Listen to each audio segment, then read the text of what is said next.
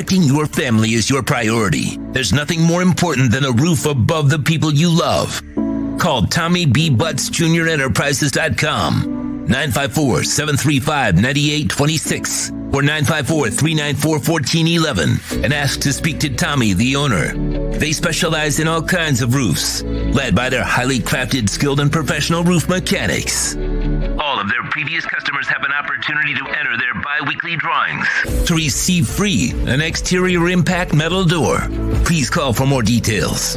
That's Tommy B. Butts Jr. Enterprises.com, 954-735-9826 or 954-394-1411. Trust Tommy to fortify and protect what's most important to you, your family.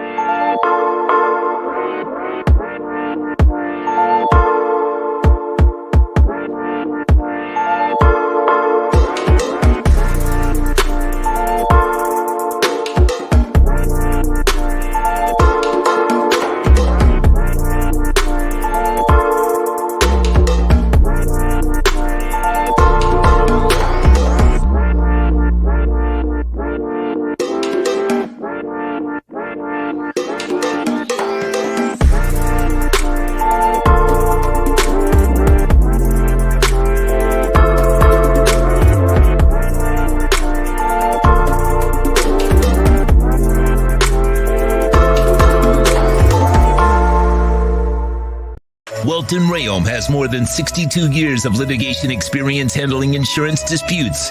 They're committed to resolving even the toughest insurance claims quickly. Call them for a free consultation. 954-966-4646. At Welton Rayom, they don't get paid unless you win.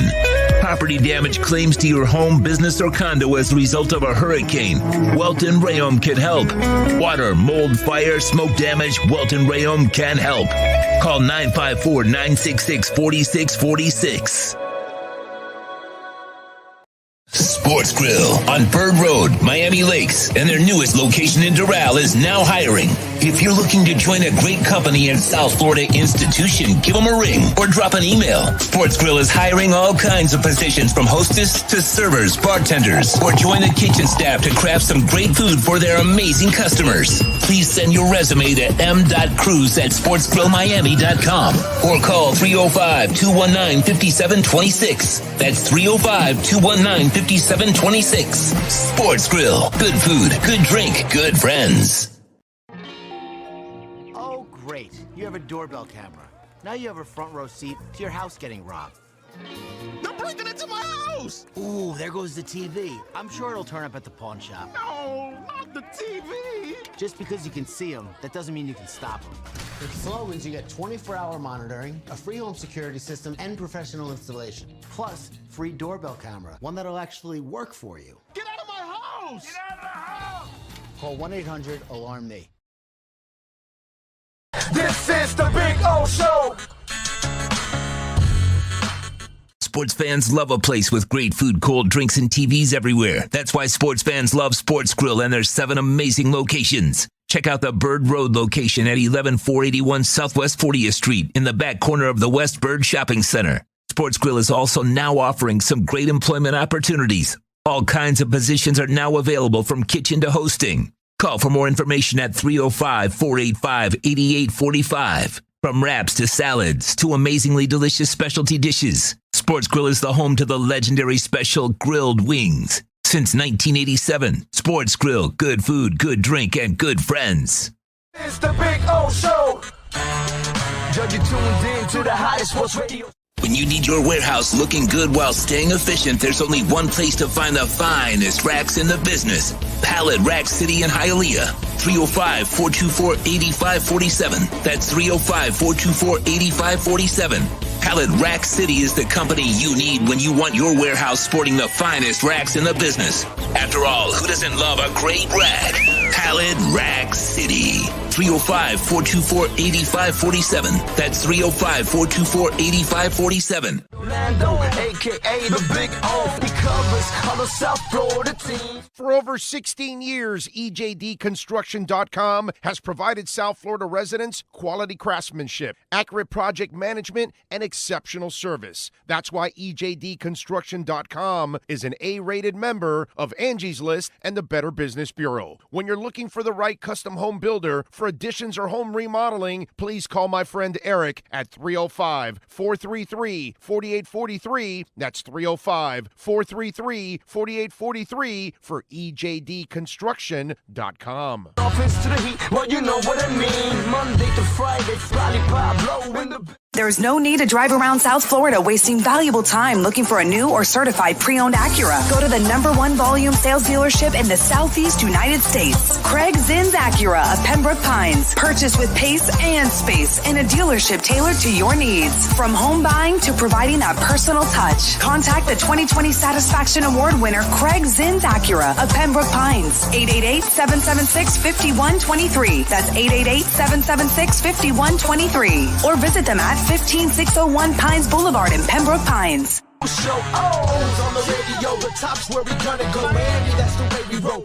Folks, you can support the hardest working sports talk show in South Florida through Cash App or Venmo. Just search Cash Big O Show. Support us through Cash App or Venmo. Cash Big O Show. We thank you for your incredible support. On the morning show, Big O, no one has a similar show. Talk sports, talk plays, talk... If you're a Miami sports fan, then there's only one store to go to, and that's Caneswear at Miami Fanwear in Davie. They're your one-stop shop for all your inner Miami CF, Canes, Dolphins, Panthers, and Marlins merchandise. They have hats, t-shirts, game day jerseys, and so much more. Located at 2511 South University Drive in Davie, and open 24/7 online at caneswear.com or innermiamiwear.com. Call them at 954-835-5597. Caneswear, the spot where Inner Miami and all Miami sports fans shop. Live and direct, because nobody do it better than Big O in the set. From sunrise, listen live. When you're ready to purchase a new home or refinance the one you have, American Dream Lending will make sure your loan experience is easy with fast approvals and quick closings. With many loan programs and competitive rates, now is the time to turn your dreams into reality. Ask about special financing for veterans. They never charge an application fee, and you will work directly with one of their experienced loan professionals. Stop dreaming and contact American Dream Lending today, 786-802-1727, or online at adreamlending.com. The viewpoint, statements, or beliefs expressed on the following program by the host, guests, or callers are not necessarily the opinions of FantasyAccess.com, Media Group Inc., ownership, management, sponsors, or website. The Big O Radio Show is brought to you by Caneswear. Go to caneswear.com, where all orders over $99 get free shipping. Sloman's Total Home Security. Protect your home with the best in the business. 1-800-ALARM-ME for the company serving America for nearly 100 years. 1-800-ALARM-ME. Tommy B. Butts Junior Enterprises.com. Licensed roofing contractor. 100% financing is available. Go to Tommy B. Butts Junior Enterprises.com. The Big O Radio Show originates from the OK Coin Studios. OK Coin is one of the largest fiat to crypto trading platforms in the world. Founded in 2013, OK Coin offers advanced features for crypto beginners and high-volume traders alike, enabling users in 184 countries worldwide. The Big O Radio Show is mastered by executive producer Sean Stanley from the OK Coin Studios. When it comes to South Florida sports teams, very few in the media have witnessed, lived, and covered it like the Big O. Let's start the program dedicated to your favorite South Florida teams with a passion that's unmatched. The Big O Radio Show is on. Here's the Big O.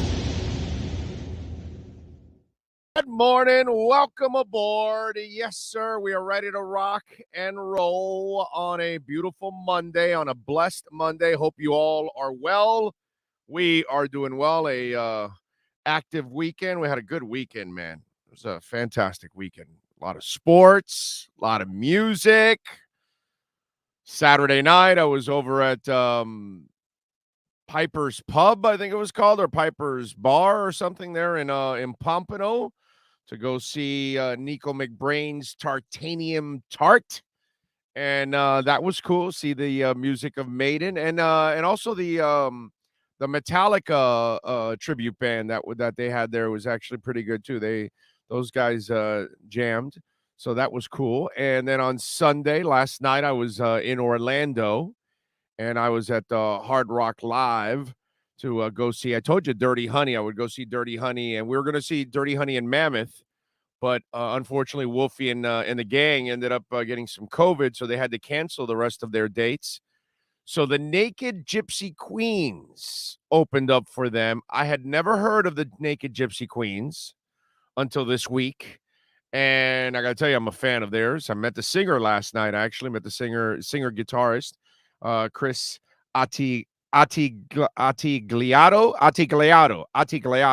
Right, Attigliato. Must be Italian. Attigliato. Anyway, so they were great, man. They were terrific. They sounded good. And Dirty Honey was just phenomenal, man. Phenomenal. It's one of those concerts that you see, like you're standing there and you're enjoying it so much that it goes by quickly. You know what I mean? One of those. And it's just like, it's over already. It's over. That's it. Done. So got my Naked Gypsy Queens shirt. There you go. Figured I'd sport the boys today. Not that you guys would, but I thought it was a pretty cool shirt, so I bought one. Got me a and if you haven't seen Dirty Honey, they are, they're the first band ever to have a hit song without a record contract. So there you go. So they're still trying to get a contract. That's the amazing part. They don't have a contract. A friend of mine goes to me yesterday. He goes, "Dude, you're a crazy bastard. You're gonna go up there, and then you're gonna come back. You're gonna come back the same night and do the show the next morning." And he goes, "It's your show. You can just tell Sean you're gonna do it later on in the afternoon." I said, "No, man. People count on us to be there at 10 a.m. and we're gonna do it." And I told them, people watch me and Sean every day, and you guys are also supporting Sean on all the wrestling shows, which is great to see. Those numbers are going up too. And so we're doing things that you got to count on us to do, right? But you're also supporting something you can't get anywhere else, right?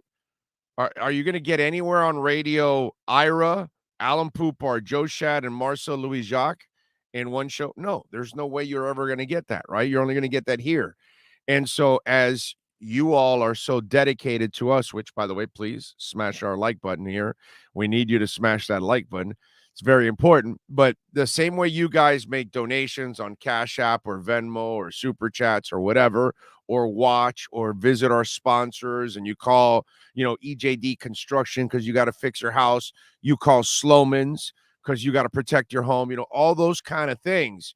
You're supporting something that is trying to grow and something that you can't find anywhere else, right? Well, I told him the same thing. I said, dude, people support me and Sean on the podcast, right? Well, I've got to go support these young bands. That's my job as a rock fan. That's how we keep rock alive. So it's a sacrifice I got to make. Do I wish they would have been jamming on Friday night? Yeah, I wish it would have been Friday night so I could come back, sleep in Saturday, relaxed, and then, even watch Nico's band, and then Sunday chill out before I do the show today. I would love to do that. You know what I mean? But it is what it is. It's Sunday. And, and Dirty Honey is one of those bands that you're going to catch as an opener. You're not going to catch them as a full set. So that was the other thing. Once Wolfie canceled, then I knew I would get a full set of Dirty Honey, which was freaking awesome. And then the Naked Gypsy Queens ended up becoming the fill-in band. And I got to tell you, I'm a huge fan of the Naked Gypsy Queens now. So I'll be supporting those two young bands. We gotta support rock and roll, man. You know what I mean? So sacrifices have to be made. So if you got to go up to Orlando and then drive back at night and get ready for a show, and maybe you don't sleep as much as you would like, and your bags are a little bigger this morning.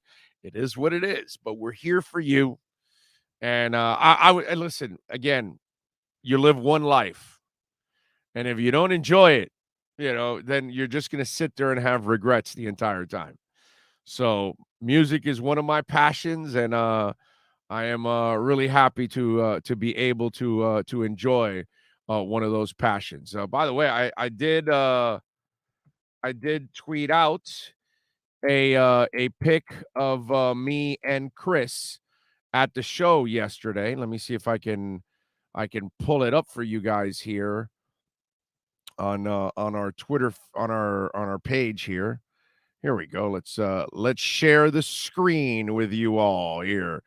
Here's the lead singer of the Naked Gypsy Queens. There you go. So there you go. Jamming yesterday. That was good. That was good. It was a good show. So if you can look up Naked Gypsy Queens, down with the devil, down to the devil, right? Right. Yeah. So check that out. Actually, my favorite song of theirs is "If You Were Called New York" or something like that, or if I were called New York, or if you were called New York, or something like that. That's a terrific song, bro, from theirs, actually. So both good young bands. Had a real good time last night over at the Hard Rock Live, man. So there you go. Appreciate all of you out there, as always, for tuning in. Let's see. Pablo says, Big O, any word on Debo move to Miami? Pablo, I would tell you, I got a bridge in the Keys. Would you like to buy it, Pablo?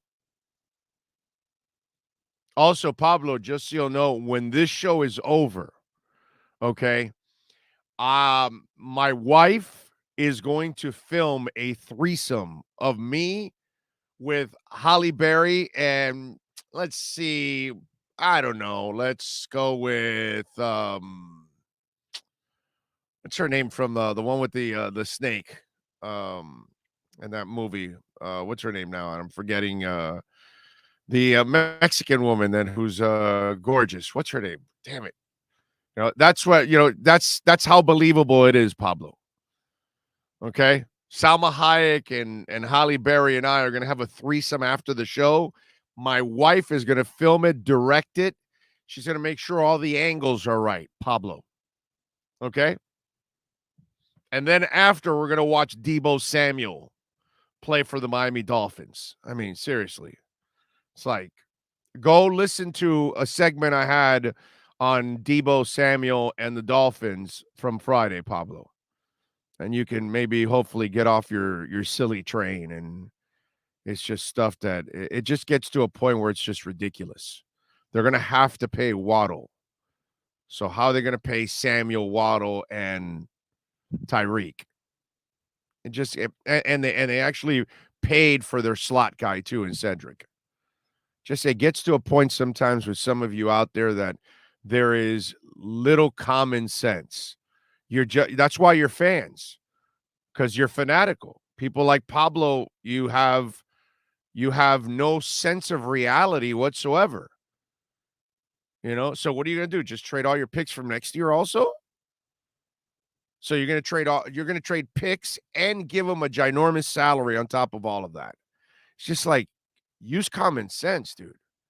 And I've already explained that Miami already has Debo Samuel.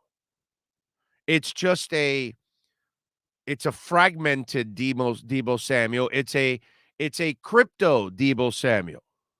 Okay, like you got a little dip right now into the 42s, right? With Bitcoin, and you go and grab a piece of a Bitcoin for yourself, right? Because you got to spend $42,000 to get an entire Bitcoin.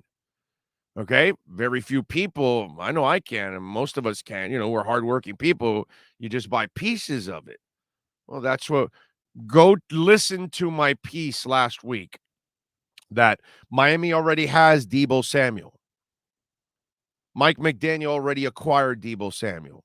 Just listen to the show last week, and we'll explain it all. Damn, always one lucky man. I know, dude. I mean, seriously. Wife says, no problem.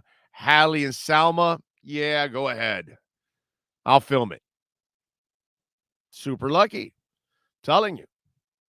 After that happens, then Deebo Samuel will be traded to the Dolphins. So if Deebo Samuel gets traded to the Dolphins, somewhere in your mind, you need to imagine my wife filming a threesome with Hayek and Barry. That's all. That's it.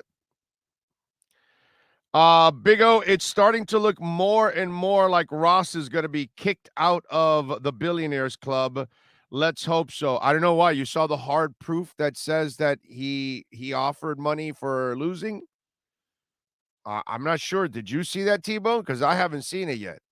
Now, you may have some insight I don't have, but I don't know what happened in public that would make you think anything that he was going to lose his team. I'm not exactly sure. What led you down that path, my man? Please explain. What has happened in public that says anything that Ross is going to lose the team? I haven't seen it. I haven't seen it at all. So when I actually see them show us some proof, that's fine. But if you have some, please show it to me. Please tell me what it is, because I have no idea what it is. Gilbert Martinez, thank you, sir, for the love on the super chat. Very nice of you. Very nice of you. Thank you, thank you, thank you, thank you. Weapon X United, thank you, sir. He says, a long time no super chat. LOL, checking in with you from ATL. Great show as always. Buy the dip, go crypto. There you go. There you go. So you're saying there's a chance. Let's see. What else do we have?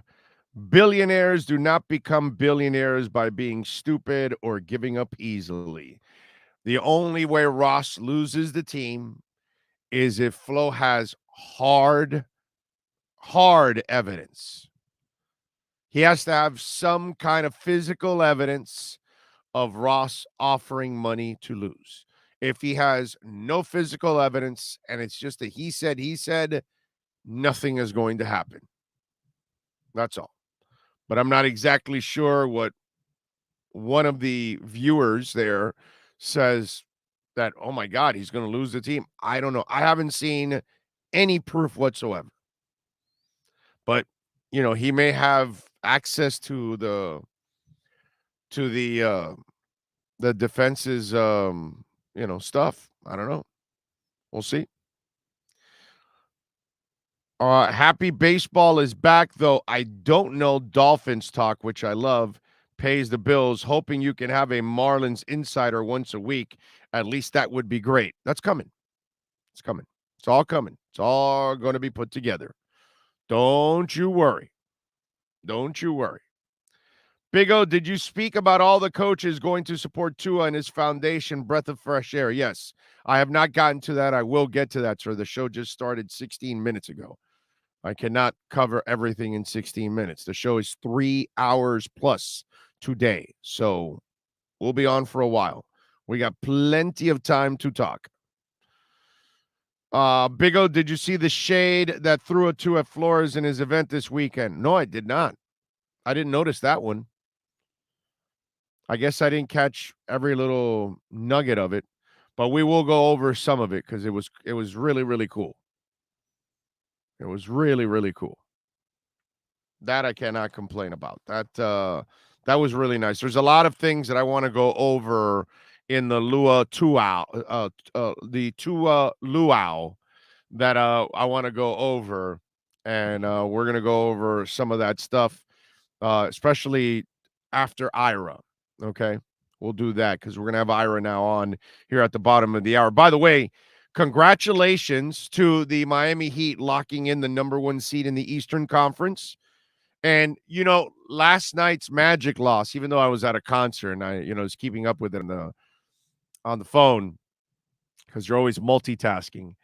in this world. And so like last night, those are the Magic losses that I don't mind.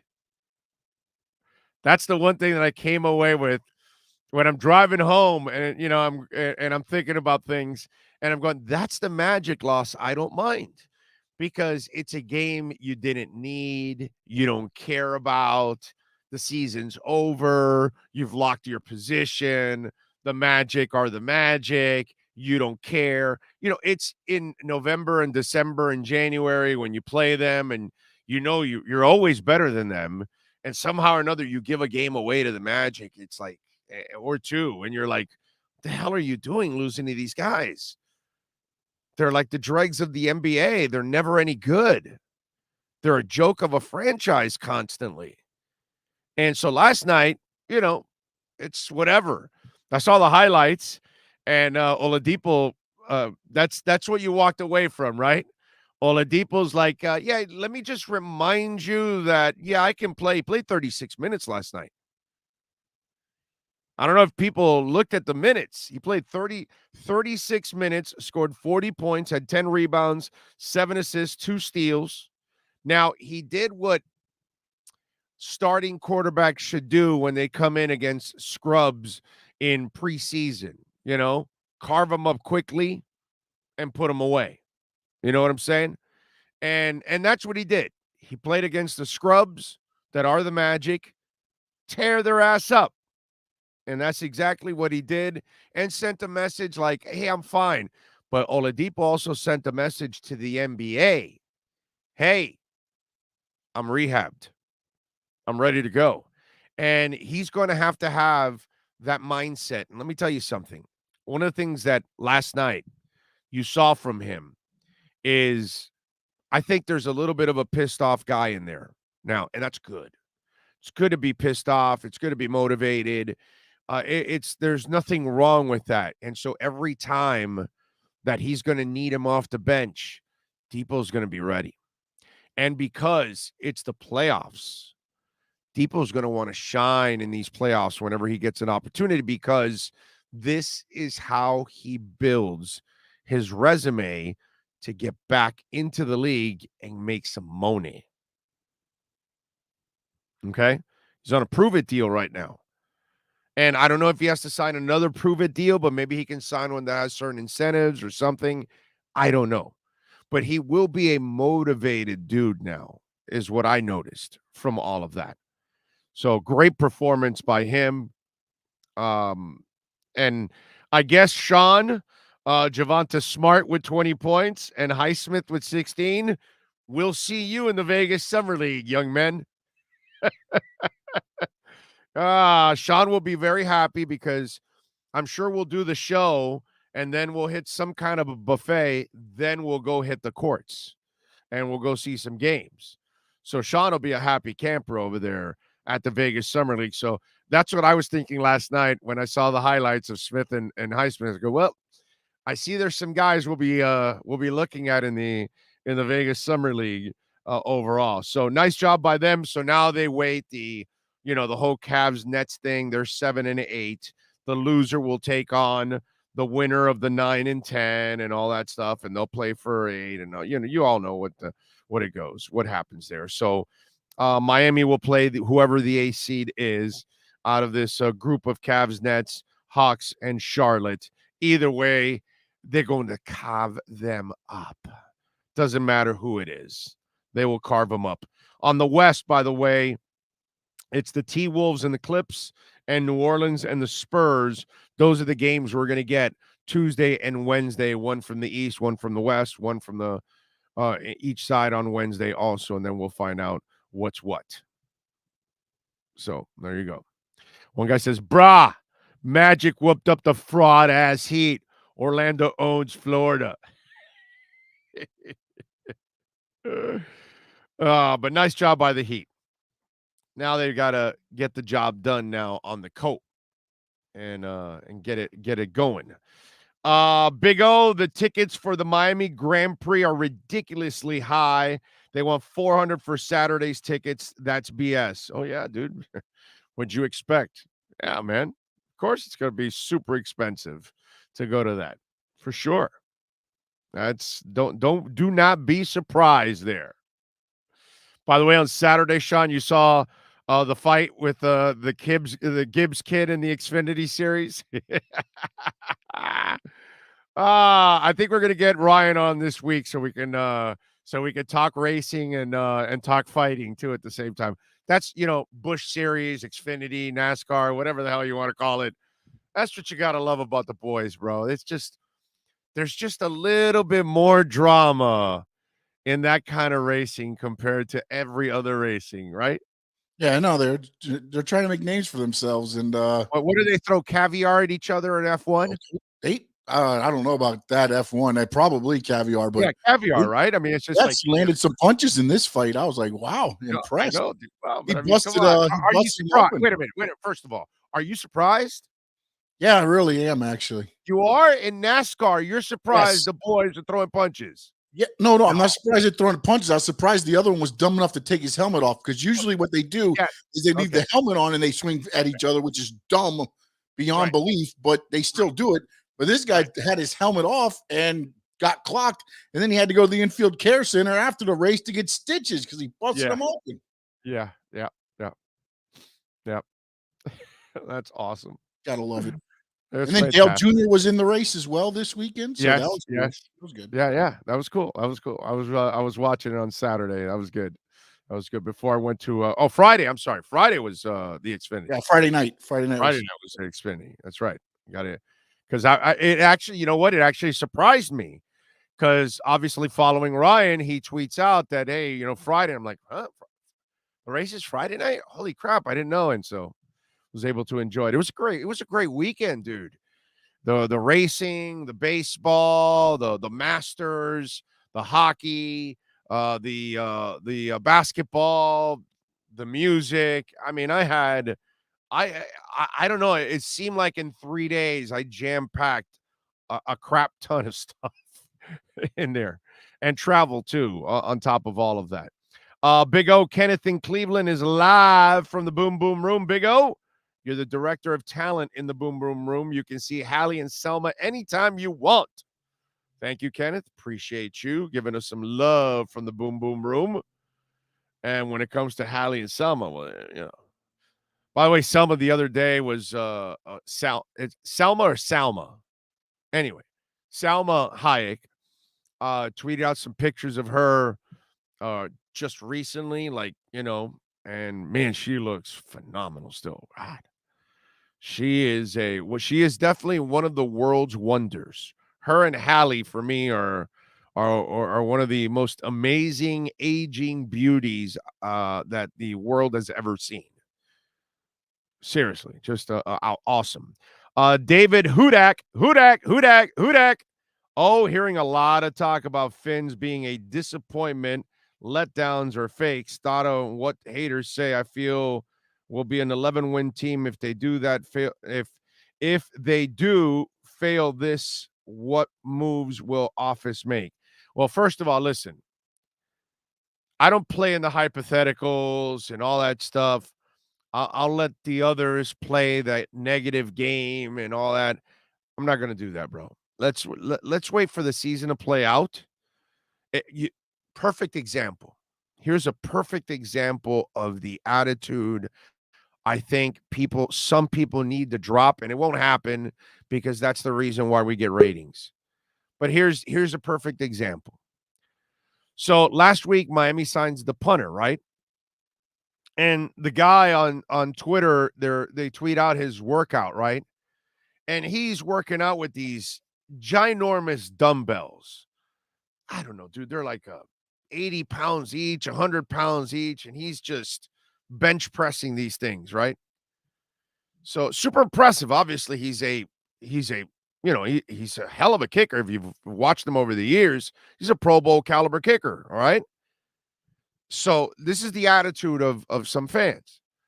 So some guy tweets that link back to me and says, well, what do I care? So big deal that he does that workout. He's a punter.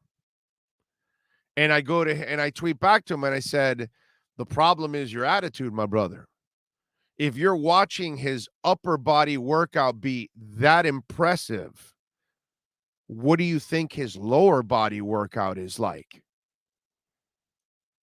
And the guy never responded, because what's he going to respond? After that, he's just going to be an a-hole or ignorant at that point. But instead of looking at it the proper way, right? That here's a guy that doesn't just work out his legs, but he's working out his upper body. And you can go look at that damn workout, because I need 5 arms to lift one of those dumbbells. And I'm a big dude. And that guy, it's like, so I'm intrigued to see what his lower body workout is like compared. But that would be me, that I would look at it in that sense. That's the thing that we have in this world. We just want to talk about, well, what happens if the Heat fail?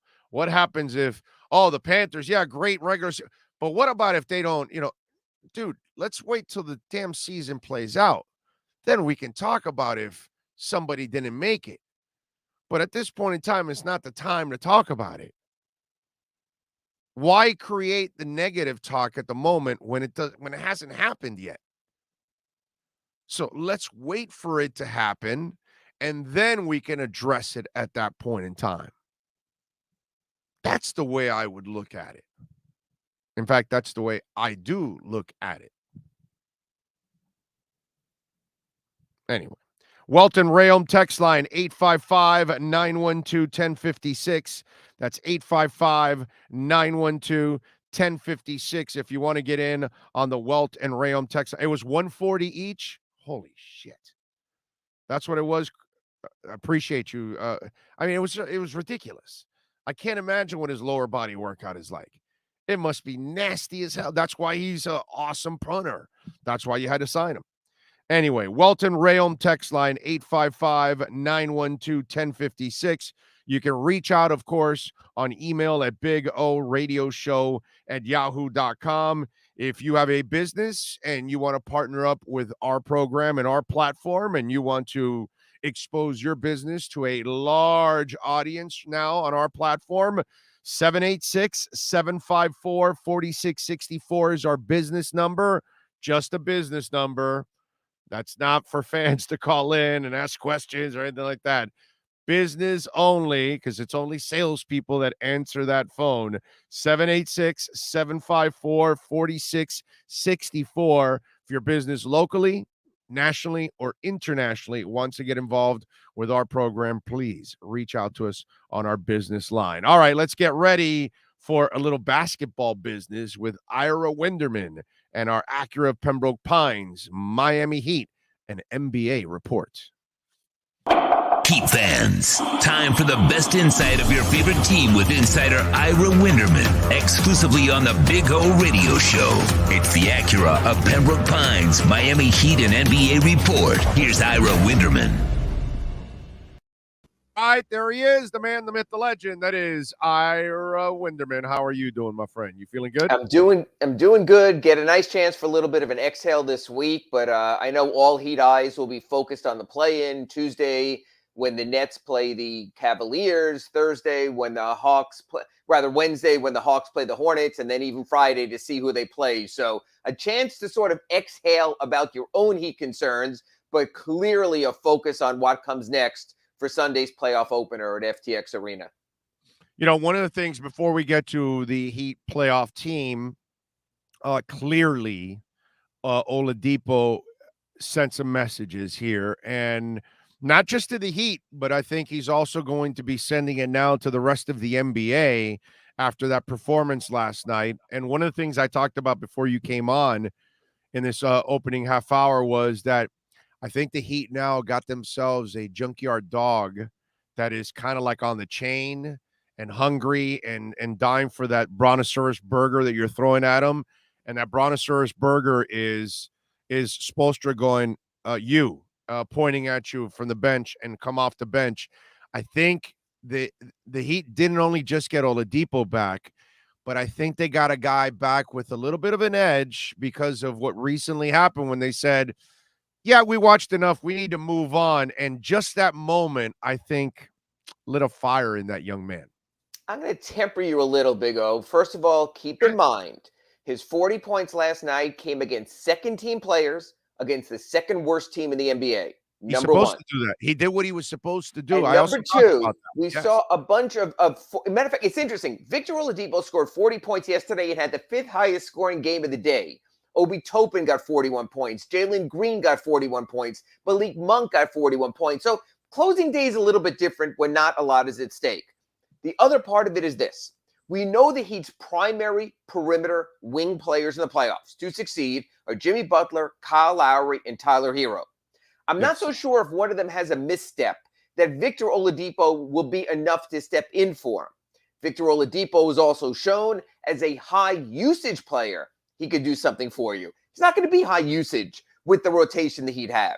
So if you assume they're going to start the starting lineup of Adebayo and Tucker if he's healthy, and Max Strus and Jimmy Butler and Kyle Lowry as they should. They won 6 straight games before losing the final game of the regular season.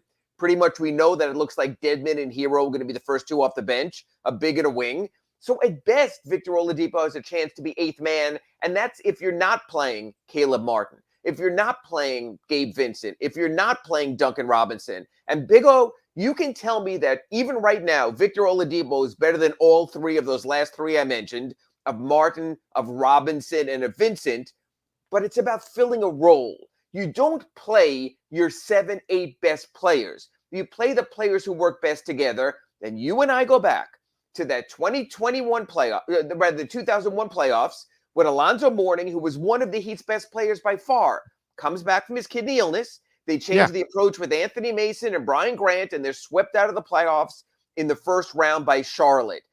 It'll be dangerous, I think, to move back to Vic as a rotation player because the Heat were a really bad team when Vic was in this rotation. You're misunderstanding me. I'm not saying that he must be used as a rotation player. What I'm saying is what you didn't get on the first go round, which was very up and downish, and then Riley and then Spo said, yeah, Markieff and Vic, we've seen enough. We need to get back to what we were doing because it was working. Right. That lit a fire under him. That now what I'm saying is whenever you do call upon him, injury, foul trouble, struggles, whatever's going on in front of him, when you call on him, I just think you're going to get a dependable player now. That's all I'm saying. I'm seeing a motivated player. I'm seeing a guy that kind of just finally said, I hate to use the old, an old line, but I got to go back to risky business. Sometimes you just have to say, what the F? And it just seems to me, the guy I've watched in the last couple of games said, what the F? There's no more, hesitation. There's no more worries about the injury. I saw 36 minutes last night. That's a lot of minutes for the guy, a guy that you were worried about. Can you extend his minutes? Is he just limited because of the injuries, this and that? All I'm saying is, as you watch him play, it just seems like there's a little different Depot than the one you got in the first go around here, just a month and a half ago. And I agree with that. And I would not be shocked if we rotate through and instead of Gabe Vincent, it's Victor Oladipo instead. Because maybe in the big picture, Eric Spoelstra might say, hey, it's one thing to get through this first round. But if I'm going to get through the Sixers or Raptors in the next round, and I'm going to get through the Bucks or the Celtics in the next round, I might need a little bit of elevation in the 7-game series. And Victor Oladipo's upside is higher than Gabe Vincent's upside. No offense to Gabe, but that's just the truth. It also could come down to matchups, Big O. Say, for example, the Heat play the Cavaliers. Cavaliers are big if Jared Allen comes back from his finger injury. But when Jared Allen goes back or one of their big goes out, Kevin Love comes in and plays with Evan Mobley. Both players who wander to the perimeter. Do you want Dwayne Dedmon in that situation? Out of the paint, he's not the same player. So maybe you're playing Caleb Martin in those minutes, and then maybe an Oladipo gets to play in some of the Dedmon-Martin minutes instead. So it will be matchup-based. There's nothing bad that came out of what Victor Oladipo did yesterday. Don't get me wrong. That's my point, that what I feel is they've added another dependable player on the bench, because I think Depot realizes that whatever moments I get, no longer it's just for the Heat. I may not be here. I have to also showcase myself for everybody else. And I think that's what that 40-point performance was last Oh, night. absolutely. It wasn't just for the Heat. It was for all the other teams to tell, hey, yo, I'm back. I feel good now. I'm past the injury, and it's not in my head. And that these are the things that are really important to Depot, and I think the Heat are going to benefit from it. That's all I'm saying. And to that point, you have a good point for this reason. At least for 2 years after this, we know that Kyle Lowry and Jimmy Butler basically are the Heat's backcourt, the primary wing rotation. Of course they are what they're paying them. We know that after Tyler Hero wins six-man award and gets his extension, he will be the third guy in that mix. So does Vic want to be the fourth guy in the mix here? Or does he want to go to a team, the Knicks, maybe a lesser team or something like that, where he can showcase himself a little bit more in a year or two and still get one more contract? Absolutely possible. He's not going to talk free agency now. Wait a minute. Are they keeping Tom Thibodeau in New York? I think Tibbs will stay there, yeah. Oh, no, don't send deep. Why do you got to do that to the kid, bro? They don't play 42 minutes a night. Send him with Thibodeau, man? Then he'll play 42 minutes a night and get all the playing time he could want, so you can do that also. Don't forget 42 minutes. And see, the problem that people don't realize about Jimmy Butler, because I had this conversation with Ethan, that he was, well, no, he hasn't played that many if you measure the minutes. And I go to Ethan, there's something called practice. Okay? And a Tom Thibodeau practice or a Pat Riley practice is not the same as everybody else's practice. It's not the same as an Eric Spoelstra practice. Don't measure it by just minutes played, because that's the thing they said. Oh, no, but if you look at Jimmy's minutes, no, I get it. They're comparable to everybody else. But did you look at what happened off the court in the background? Because that's how the Tibbs and the Rileys of the world get their reputations, because they work your ass off in those practices. Absolutely. So, all right, so. If stranger things have happened, the Cavs are kind of a gritty team. I got to give them a lot of credit. Sure. The way they've played this year, it looks like it'll be the Nets at 7, but stranger things have happened, man. Look, you never know, Big O. I'll say this. Win. If you were to tell me, Ira, give me the playoff seedings, how you'd want them to come out. If I could wind up with anyone but Brooklyn in the first round, Charlotte, Atlanta, Cleveland, I'm fine. In the second round, to know you're not you're not going to, you can't get Boston, Milwaukee is perfect. I mean, you might have wanted Chicago, but they're going out in the first round. They've been terrible. So will the Sixers or Raptors be tough? Yes, but not as tough for the Heat as the Celtics or Bucks. So this thing is set up very nicely for the Heat. Almost through the NBA Finals. If the Heat would have won yesterday or the Warriors would have lost, there only would have been two teams, the Grizzlies and Suns, to have home court in the NBA Finals over the Heat. And who knows? You might see a Denver, a Utah, a Dallas, where the Heat does have home court in the Finals. They're well set up. Look, tomorrow's going to be pins and needles. But remember, the way the play-in works, tomorrow night, number 7 in the East, Brooklyn, hosts number 8 in the East, Cleveland, with the winner getting the number 7 seed. The assumption is Brooklyn at home, Kyrie and Durant, they get an extra 3 days off for an older team. If they win, they're going to get to number 7. But if Brooklyn's not good enough to beat Cleveland at home, then I'm not so sure on Friday they'd be good enough to beat Atlanta, let's say, and Trae Young at home. So that'll put it in the other direction, whether they just get bumped out of there. So the Heat have 2 chances for bad things to happen to Brooklyn unless Brooklyn takes care of their own business. And I got to tell you, you know me. I've been living in fear. I'm going to be honest. We've been on here in the Akron Pembroke Pines Reports twice a week, Monday and Fridays for months. My concern level with Brooklyn is down every time I see them. And it should be the opposite. Every time I see Kevin Durant and I see Kyrie Irving, I say that should be a great team. And then you see the team play. It was a 1-point game against a disinterested Pacers team yesterday. You keep mixing a great duo with a great team. That's not that's the part that you keep, I guess, misrepresenting, in other words, because they're not a great team. That's a great duo. The Heat are a great team. Milwaukee's a great team. You know what I mean? Even Boston, if you get Williams back into a great team, yeah, they're a great team. And a matter of fact, to take your argument further, Big O, and Philly right now, like the Nets, are a great duo. And we don't know what the Harden-Embiid chemistry is going to be like there. And Thibault is not vaccinated, so he's going to miss 2 games in Toronto. Series. So we could very well wind up with Heat Toronto in the second round, and all the players having to test all over again and going through this Spoelstra and Adebayo BS. Dude, I can't imagine what goes on behind the scenes with Thibault and his teammates. in that locker room, there must be mother effers being thrown around with him, because that must be pissing them off, because maybe people don't follow the Sixers, or the league like you do and I do, but Thibault is a defensive. Best perimeter defender for the My Sixers, bar God, none. this is one of Yes. those guys you want on your team all the time. That you need that guy. He's a stopper, bro. And now he's not going to play in Toronto. And if Fred VanVleet gets hot, Maxi's not going to stop him to the same level. Danny Green's not going to stop him to the same level. And so you are going to have concerns on that level. So I don't know who the Heat are going to play in the second round. If they get to the second round, I'm still trying to figure out who they're going to play in the first round.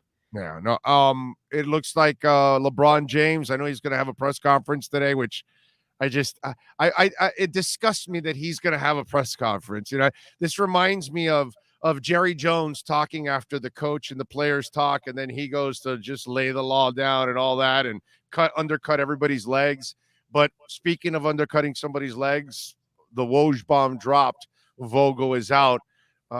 It's just like there's this thing that's left behind of pieces of coaches laid all across the NBA where LeBron has been, man. Well, and again, that's hardly a Woj bomb. We all saw that coming. We knew that was inevitable. The thing is, this should be a front office issue for the Lakers, for the team they put together in the first place, of all these older players who couldn't make it to the end. My God, they were relying at the end for playoff play-in time for Carmelo Anthony at 57 years old. So you reach a point, it just didn't make sense. This, to me, is far more on Rob Pelinka. But of course, like everyone else, like LeBron, like Pelinka, you put it off to the side and you blame someone else. You're talking about an NBA coach who was 2 years, actually less than 2 years removed from an NBA championship, getting kicked to the curb after a season like this. So that's not a great job.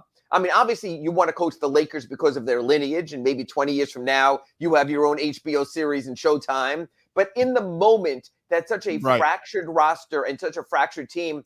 Are the Lakers next year going to be better than the Suns, than the Warriors, than the Jazz, than the Nuggets? The West is so good that you're going to be fighting for play-in again. And you know what? If Zion Williamson comes back to the Pelicans, they're going to be a team on the coming on the rise also with the Grizzlies. So all of a sudden, that's not a peachy job, except for the fact that it is being called head coach of the Los Angeles Lakers and following great coaches like Phil Jackson and Pat Riley. Yeah, to me, and you said it, it's a great line. It's a bad job right now. It's a terrible job right now. You go there, you're just inheriting a whole mess of problems. And you know what's the screwy part about all of this? Westbrook was actually playing good basketball the last couple of weeks. He was actually playing somewhat efficient, which is unlike him at times. And this team is just a mess, whether it's AD's injuries. And then the problem with Westbrook and LeBron is that in order for them to be effective, LeBron was off the court too. That's what allowed Westbrook probably to play more his style. Matter of fact, Big O, you just answered what we spoke about at the top of the show here with Victor Oladipo. Russell Westbrook was terrific when there was no Anthony Davis and no LeBron James. It is hard in the NBA to be a complimentary player. It is hard to be selfless and step back and saying, I'm not going to be number one. I'm not going to be number two. Westbrook always was that. He was Bosh. Yeah, he was at We least, love you, bro. We love you. Even and Mike We Miller love you, and bro. Shane We love you. Battier and Ray team. Allen and the Heat. You find those players. That's the Team. thing, Big O. You build a team by tiers and steps. When you don't do that, you wind up like the Sixers, you wind up like the Nets, and you wind up like the Lakers. You build a team. That Lakers job is like the Knicks job. You can say it's an historical franchise, but out in the West, you're working for Rob Pelinka and some of his mismanagement, and in the East, you're working for James Dolan and some of his mismanagement. It's hard to work around management. I mean, that is just all right. Luka, not the right time to pick up an injury now. No, they were playing for seeding. Injuries can happen. I understand it. I know that they had to play. I'm just saying bad luck.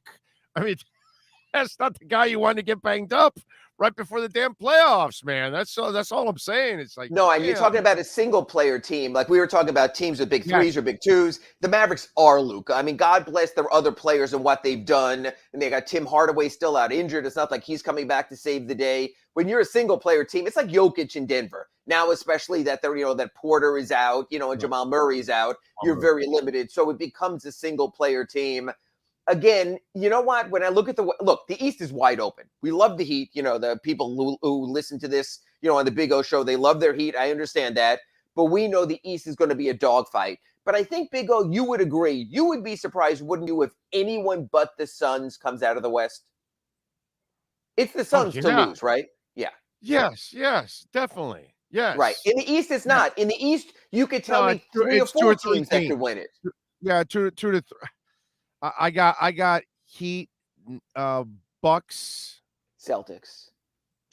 Yeah. Yes. The Celtics have been the best team in the East over the second half of the season. Yeah. And yet you get the puncher's shot chance. You get a team like Toronto that's so well coached and plays as a team with Van Vliet. I mean, Pascal Siakam has had a great year this year. You just never know their puncher's chance. They're also, let alone Brooklyn. Look, you can't discount the Nets because Kevin Durant can give you 40 a night and Kyrie can give you 35 a night. And if you're getting 75 a night from them, then Seth Curry and Goran Dragic and Andre Drummond can fill in. You will need the best of those two. But again, they are a contender in the East. I think the West has distanced itself. There were the Suns and there were everyone else. Okay. Now, we'll wrap it up with this. And here's $1 million question. So reports say Ben Simmons could come back for the first round of the playoffs and all that stuff. Okay. Now I'm thinking Alonzo Mourning, which we just mentioned in this conversation. So the guy hasn't played all year. Plus, he's never played with you guys. Mm-hmm. So you're going to put in a ball-dominant type of player who, by the way, from every account that we've ever seen, is afraid to shoot, afraid to score, afraid of his own shadow at the free throw line. Okay? So, and you don't even know if he's like Oladipo. You look at him now the last couple of weeks, you go, okay, he's over his injury. He's over the mental hurdle. He's aggressive. He's himself. We haven't gotten to that point with Ben Simmons. We don't know if he can stay healthy, and we don't know if his, scared little self actually is willing to, score the basketball when forced or go to the line, which he's terrified of. So you're going to break all of that in the playoffs. So it sounds to me, it's an asinine headline that Ben Simmons could return. I say you're stupid if you play Ben Simmons. Right. Maybe you just play him off the bench as your 8th or 9th guy to give him a couple minutes and let him get acclimated with guys. But there is no way that if Ben Simmons even is physically ready, I could say mentally, I'm ready to put him in the most important part of the season. This is not November. Inevitably, the guys who've been out most of the season don't play in the playoffs. Even last week, the Nuggets said with Jamal Murray and Michael Porter Jr., sure, they make us better, but they've just missed too much time. They don't have the rhythm. And that's Jamal Murray. And that's Jamal Murray. Okay. Right. And they don't have their conditioning. And the bottom line is the Nets did make the Simmons trade with the long view. They took on his long contract. So because of that, they have to play the long view also. They can write off their season, his injuries and COVID and Kyrie's, anti-vax stance and all that and say, but look at next season when we get everyone. I don't think the Nets are going to force the issue. Sure, they want to put that as a threat. It's like Eric Spoelstra, who's playing tonight. I'm not telling you. That's what teams do. But I would be very surprised to see Ben Simmons make any kind of meaningful contribution in the upcoming NBA playoffs. And by the way, it's no threat. I'm just saying, it's not a threat until it's proven to be a threat. I agree. And Ben Simmons is not a threat at all to anyone whatsoever, okay? Fully agree. Crazy.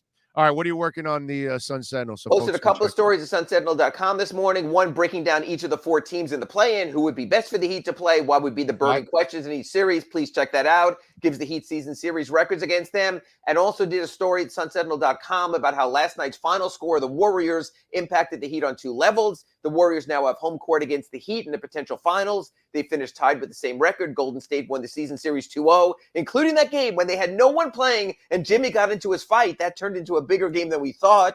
And now a coin flip will be held in the NBA offices next Monday, a week from today, to determine which team of the Warriors and Heat selects number 27 and number 28. And I laid out those possibilities also at sunsentinel.com. So click on the stories, click on all the ads, click on a subscription. We appreciate it. And if you do all that, folks, we'll be back here for an hour on the Sloman's Home Security Inside the Paint, 9 o'clock on Wednesday. And I'll even come back for the Acura Pembroke Pines report on Friday also, as we finally set up getting closer to the playoffs. Well, you want to do a Saturday show? No, but I just give me any sponsors and I'll mention them. I'll sell for you, Big O. I'll sell. There you go. Thank you, buddy. Talk to you Wednesday. And Ira Heat. Thank you, Ira. There you go. All right. That is Ira. Were you playing like a shell game or something?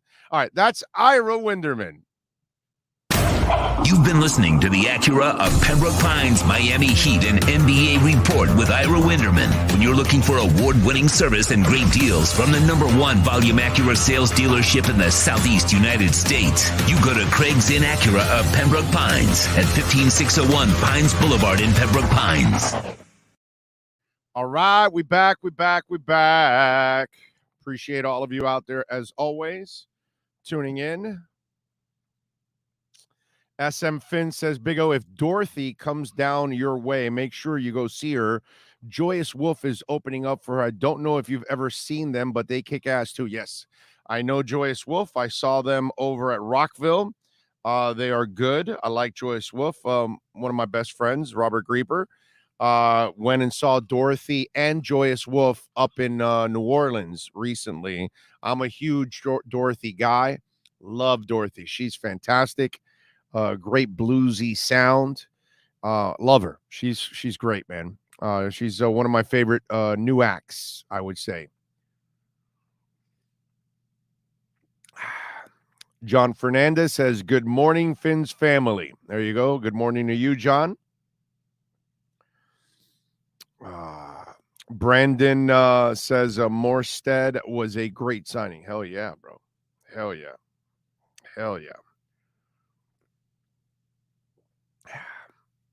What else do we have here? Juan Mendoza says, Big O, I'm going to Rockville for the first time this May. Do you have any advice for a first-timer in rock festivals? Yes, Juan. If you can get the VIP sections in Rockville, do it.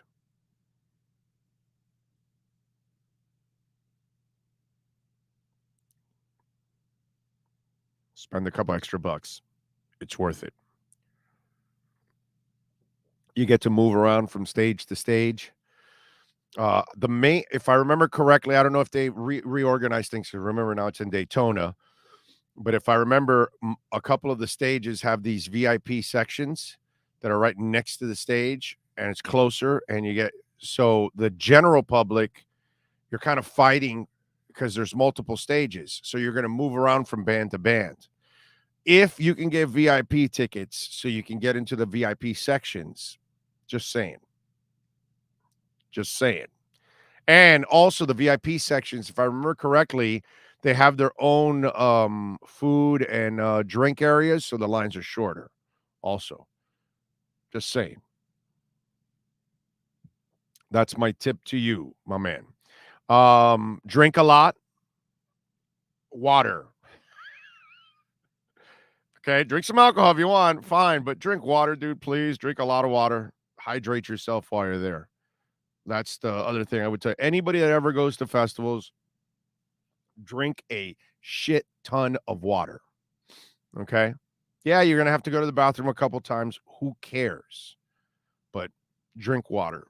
Take care of yourself. Because if you're going to drink some alcohol, drink water. Always. Not just at a festival, at a club, a restaurant, whatever. Have glasses of water next to you, man. After you're drinking your alcohol. Man, do that, please. Do you think Bitcoin drops below 40 this week? Lots of red today. God, Jason, I hope so.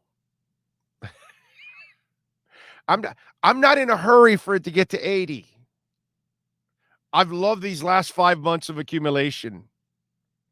It's allowed me to gather as much Bitcoin. I have more Bitcoin than ever. When I started in crypto early, my early part of the run now, I did mostly altcoins, some Bitcoin.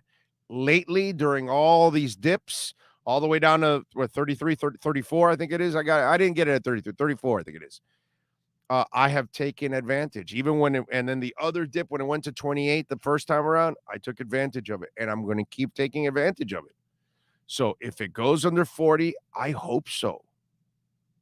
I know where it's going. It's going to go to the freaking moon. So if it allows me right now that there are some rich people that bought at 28 and 25 and 30 and 35, and they're getting out now at 42 and 47 and 45, and they're making their money, God bless them. And if it lowers the money for now, and if you listen to George, I tell you guys always to listen to George on Cryptos Are Us. And he was talking about the F2 pool. It's a group of miners. They dumped a lot of the coins that they have mined. Now, let me explain something. Let me give you a little quick OK Coin crypto corner here. Okay. What's going on with these dips? You have a lot of miners going on, and then the 63% of Bitcoin has not moved in over a year. People like me are not selling. We keep buying and hodling and holding and hodling and holding and staking. And that's what we're doing because we know where it's going, right? So you have your miners. So the people that are mining the coins, they have to, remember, they have buildings with mining machines, hundreds of mining machines. They're using all kinds of juice. It costs a lot of money to run all these things. So they have to eventually sell their Bitcoin to get money back. When they sell the Bitcoins they've mined, it goes into the reserves, and then we buy off the reserves. And so that's where these dips came from. They came from miners that are selling off their coins. But that's been the process since the beginning. We just mined 2 weeks ago the 19th millionth coin. There's 2 million left to mine. So until we get to 21, you're going to have miners collecting coins, and they're going to keep some and they're going to sell some. And when they sell, that's when you get your dips. The dips aren't coming from retail selling or institutions pretty much selling. It's mostly coming from miners who have to. They're in a business. They've mined the coins. They're going to keep some because obviously it's going to rocket in value, but they have to sell some to pay for the people and pay for the overhead and everything that they do. And there are thousands and thousands and thousands of miners all over the world. So the F2 pool is a big group of miners. They dumped a lot of the coins, and then that brought the price down. So that's going to hurt. But you're going to have some of that as we go up, because eventually we get to the 21 million, and then there won't be any more of that. There won't be any more coins to sell anymore. And guess what's going to end up happening? So it's just a matter of patience. If you don't have patience, I tell you all the time, don't get into crypto. You've got to give it time. Just like stocks, you've got to give it time.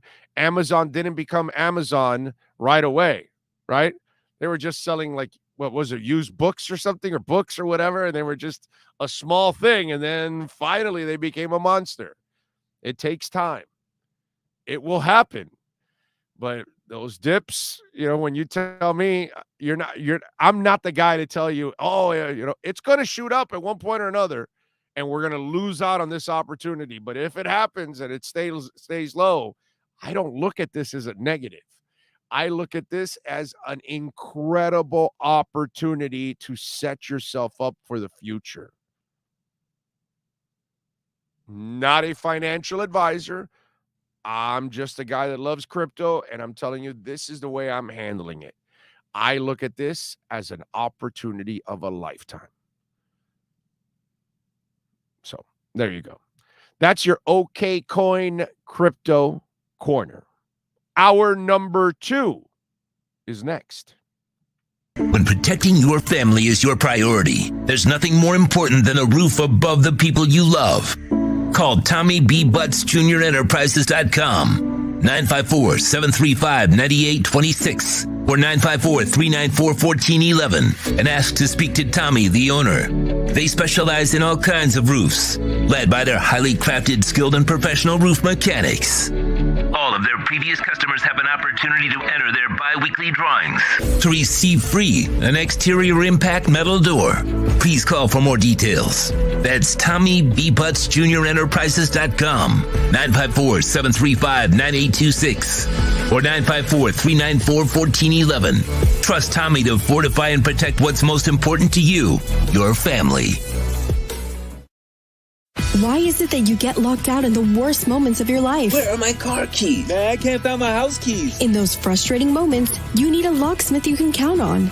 A. Lenny Locksmiths in South Florida, from Miami to Port St. Lucie. In Central Florida, A. Lenny locks it down in Orlando and Tampa Bay. Lockouts or lock changes for home or business, car key replacements, and programming all model cars. 24-hour service. Call them at 855-869-5625. Go to the website at alennylocksmith.com. With more than 62 years of litigation experience handling insurance disputes, Welton Rayum is committed to resolving even the toughest insurance claims quickly. At Welton Rayum, they don't get paid unless you win. They handle complex personal injury claims caused by the fault of another in both state and federal courts. They handle auto, trucking, motorcycle, slip and fall, and bicycle accidents. Call 954-966-4646. That's 954-966-4646. Welton Rayum can help.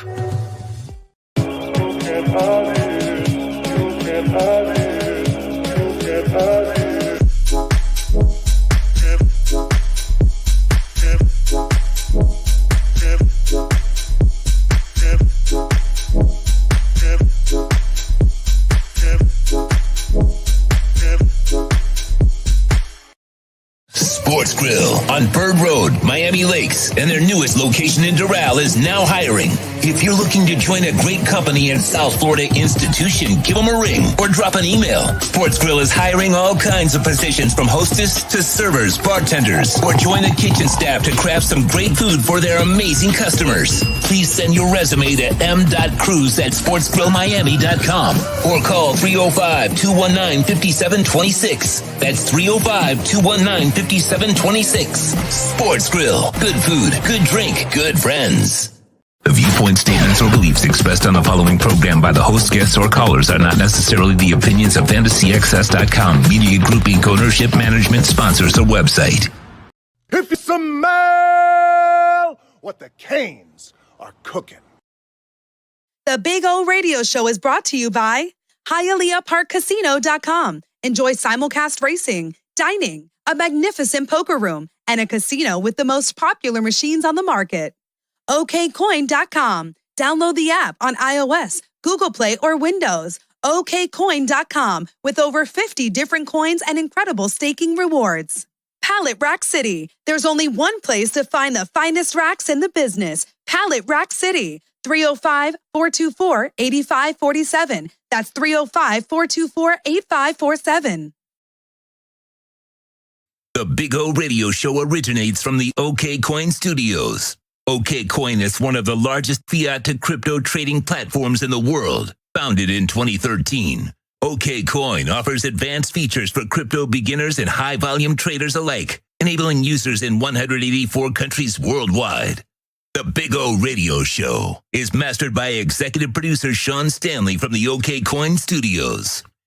When it comes to South Florida sports teams, very few in the media have witnessed, lived, and covered it like the Big O. Let's start the program dedicated to your favorite South Florida teams with a passion that's unmatched. The Big O Radio Show is on. Here's the Big O. Lord, hour number 2 of the program. I'm actually feeling better than I expected. I thought I would be more run down. You know, obviously last night being in Orlando and driving back, most people were telling me, are you out of your freaking mind? You're actually doing that? And I said, yeah, I have no choice. They were good bands. I want to enjoy them. And so it was great, man. It was a lot of fun. It was a lot of fun last night. Had a lot of fun at the Hard Rock Live in Orlando last night, seeing Dirty Honey and Naked Gypsy Queens. Big fan. I'm a new fan of the Naked Gypsy Queens. That's for sure. I love Dirty Honey. It's good. It's good to see good new rock bands, man. It gives me hope that we can see stuff like that. Jason Dow is asking me, do you think Bitcoin drop? Oh, no, I'm sorry. Wait a minute. Not that one. It's the one of, what's the other Bitcoin that you asked me? Bitcoin. Somebody asked me if I looked at it here. Man, I was looking up and down the damn thing. One of you asked me if I think Bitcoin is going to be the currency of the world. No. I think Bitcoin will be the currency for certain nations that have shitty governments, like El Salvador and things like that. I can see Argentina and I can see, Brazil. I can see certain countries that their money has gone to crap. They're going to end up using Bitcoin as their currency. I can see that.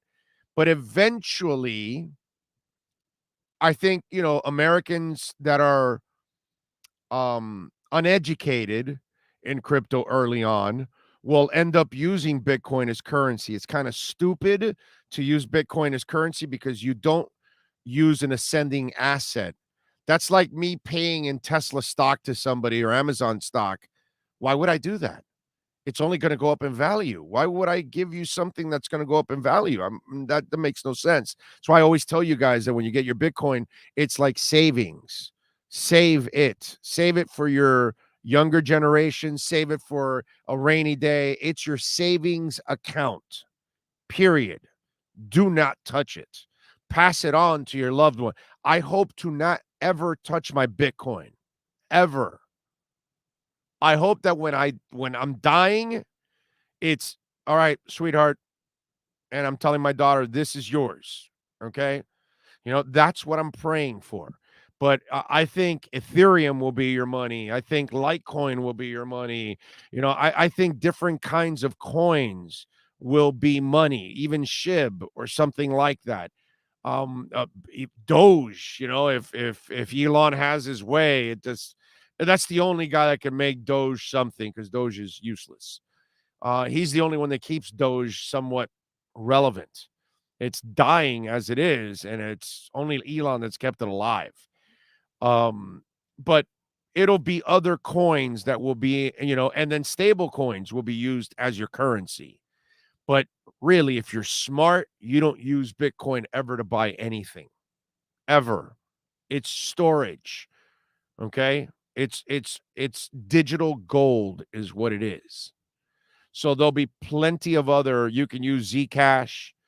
There's all kinds of different things that you can use as money to transfer in and out and buy your goods. You never, ever, ever, ever, ever, ever, ever, ever, ever, ever sell your Bitcoin or use it as any kind of currency. Don't buy a car. Don't buy a shirt. Don't buy food. Don't buy anything ever with Bitcoin. Okay? That's what I would tell you. So no, I think it will be, but for lesser countries, because those folks have no choice. In Africa, Cardano may end up becoming ADA is going to have their own their own stable coin. So Cardano is going to make that entire continent banked, because they are unbanked with crypto and the blockchain. They will end up using ADA's coin in order to do transactions all over the web there. That's what will end up happening. That'll be kind of the dollar that they use, probably. Okay, so there you go. And Chucky says, I'm confused. How is there only 10% of the supply unmined and the price could double? Doesn't really. Actually, the price will go 10 to 20 times.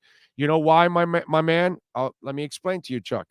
There's only 21 million coins. That's it. You see how Tesla now is about to split their stocks? And, Amazon and everybody else, and then and it's more stocks and more stocks and more stocks. You know how the dollar, they just keep printing dollars and keep printing because it's inflationary. That's the thing. This is deflationary. So it's only going to go up.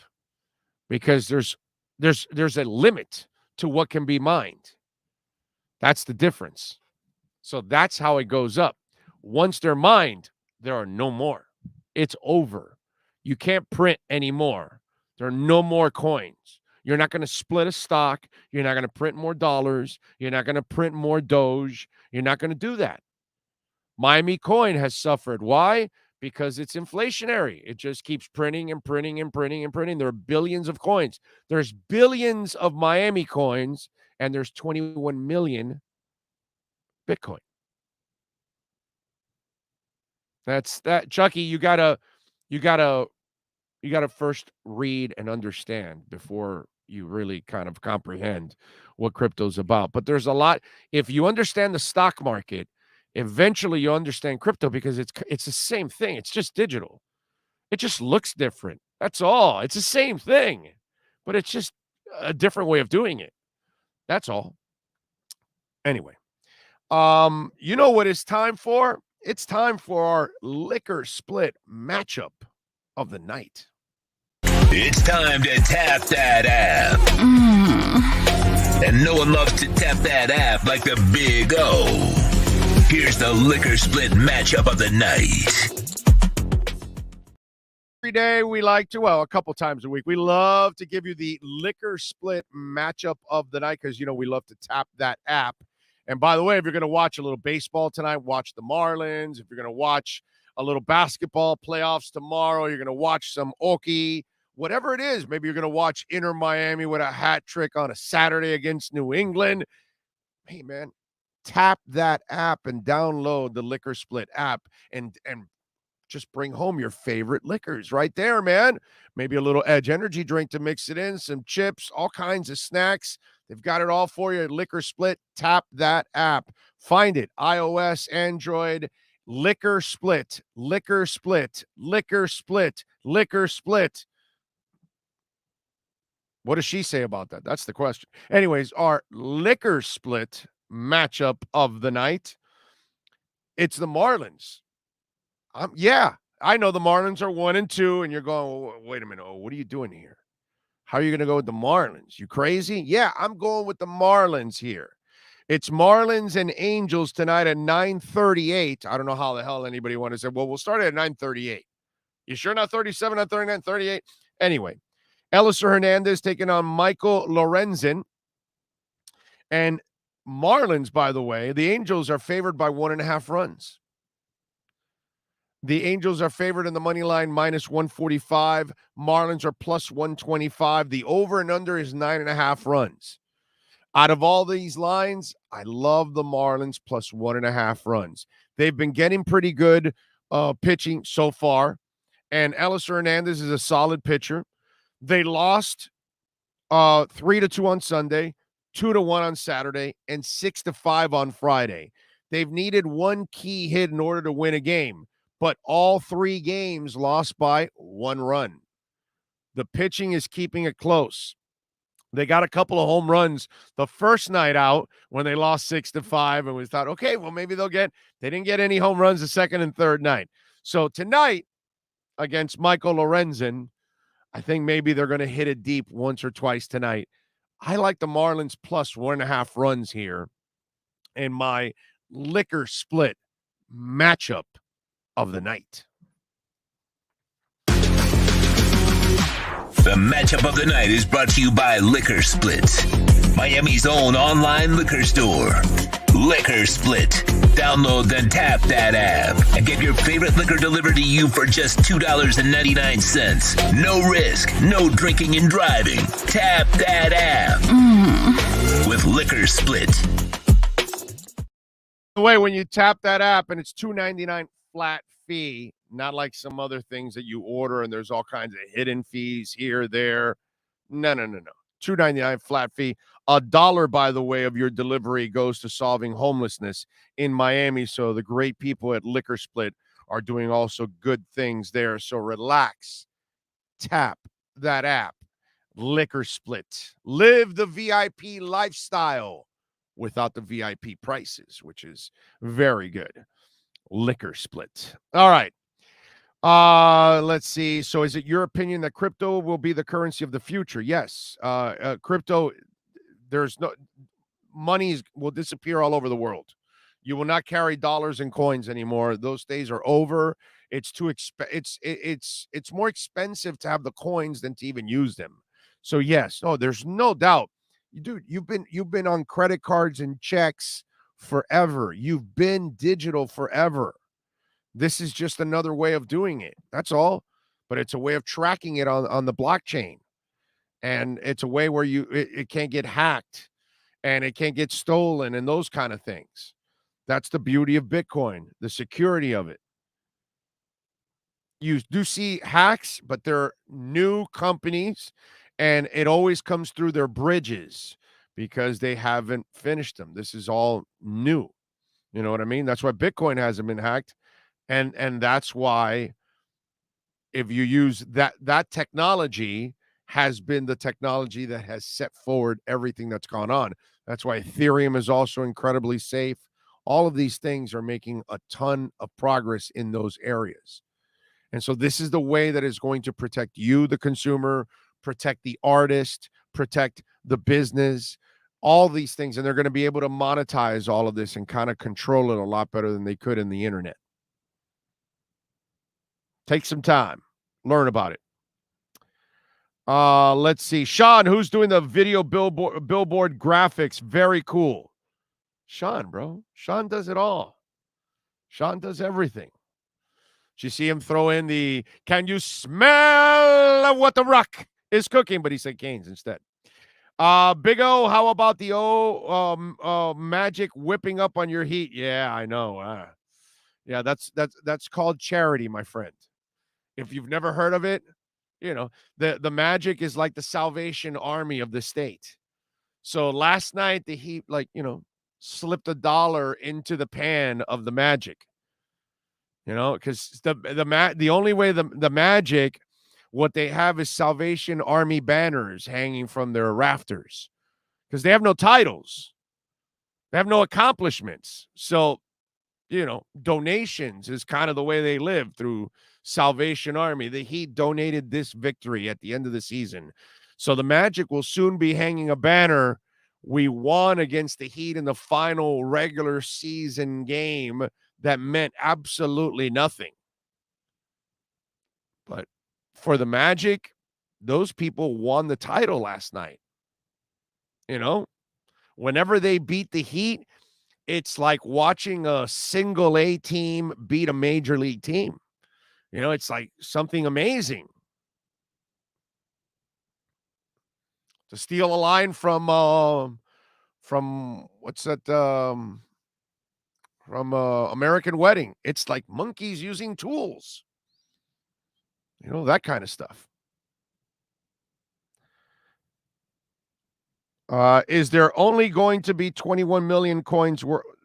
Andy, there's only 21 million coins, period. It's over. That's it. No more. Done. That's the way Satoshi, designed it. It's over. There's no more. They're not this isn't the government of the world.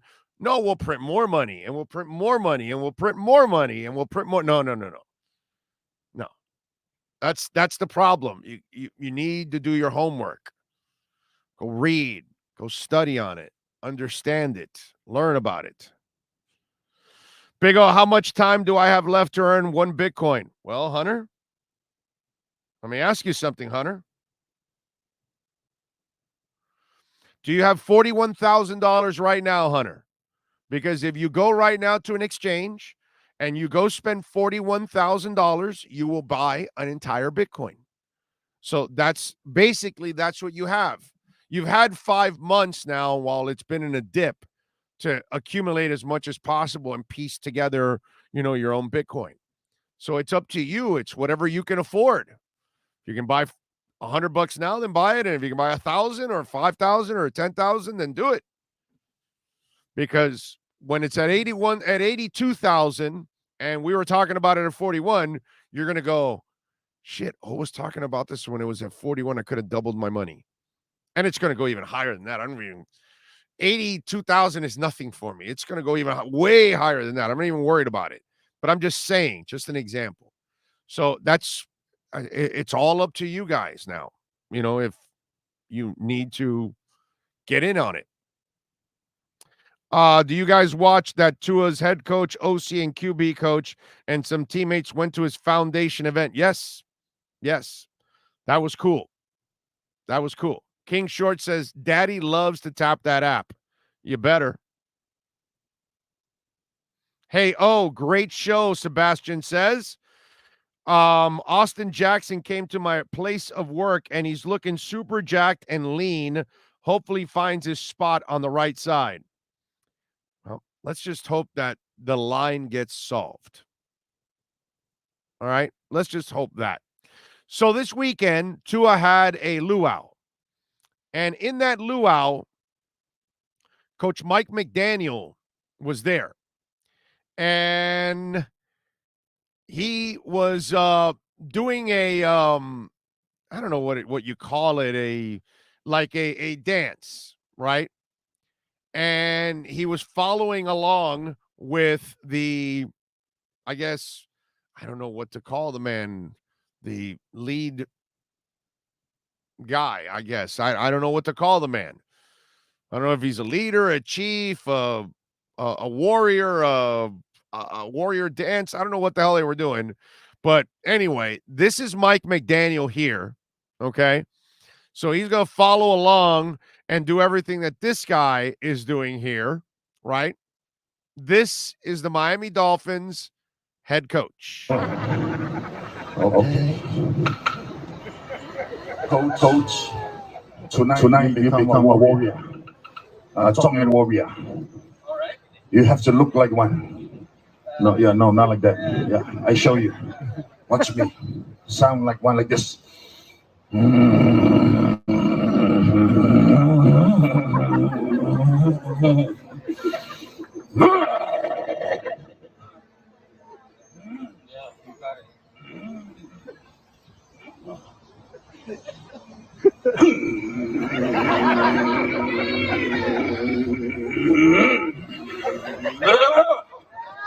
Wow.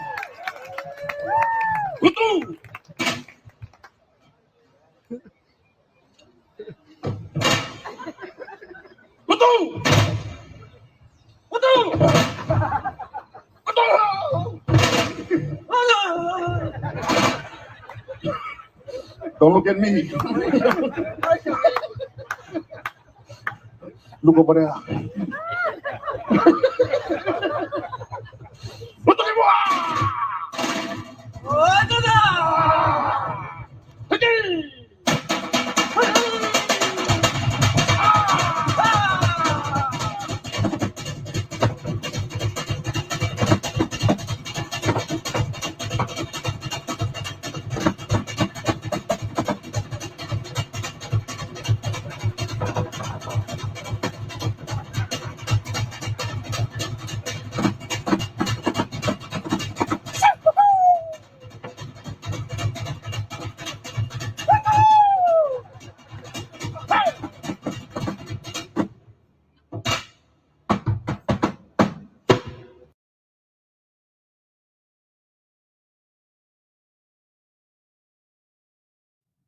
All right, gotta love that. That was just now. Can you imagine Flo doing that?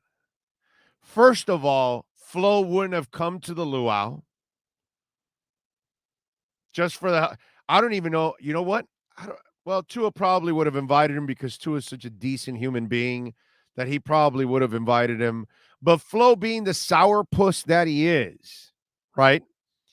He wouldn't have gone to this thing. And he certainly was not going to get up on stage and do that. And again, listen, I get the negative people out there. Okay, well, if he doesn't win and this doesn't mean it, and I get all of that. Whatever, man. Go ahead and have fun on your negative train or whatever. To me, I love this because this is a coach that is willing to connect with his players. And unlike, I know we'll have Poupart on at 11:30, and we couldn't convince him last week that the man's made an impression. there's another piece of making an impression. And part of being a communicator is being able to communicate with people on all levels. Whether you're talking about 90s rap with a player in the middle of a combine, whether you're going to a luau with, one player, or you're, rapping with Tyreek Hill about how you plan to use him and all that kind of stuff. These are just things that I get it, man. I know he has to win. I know you have to have the results with all of this.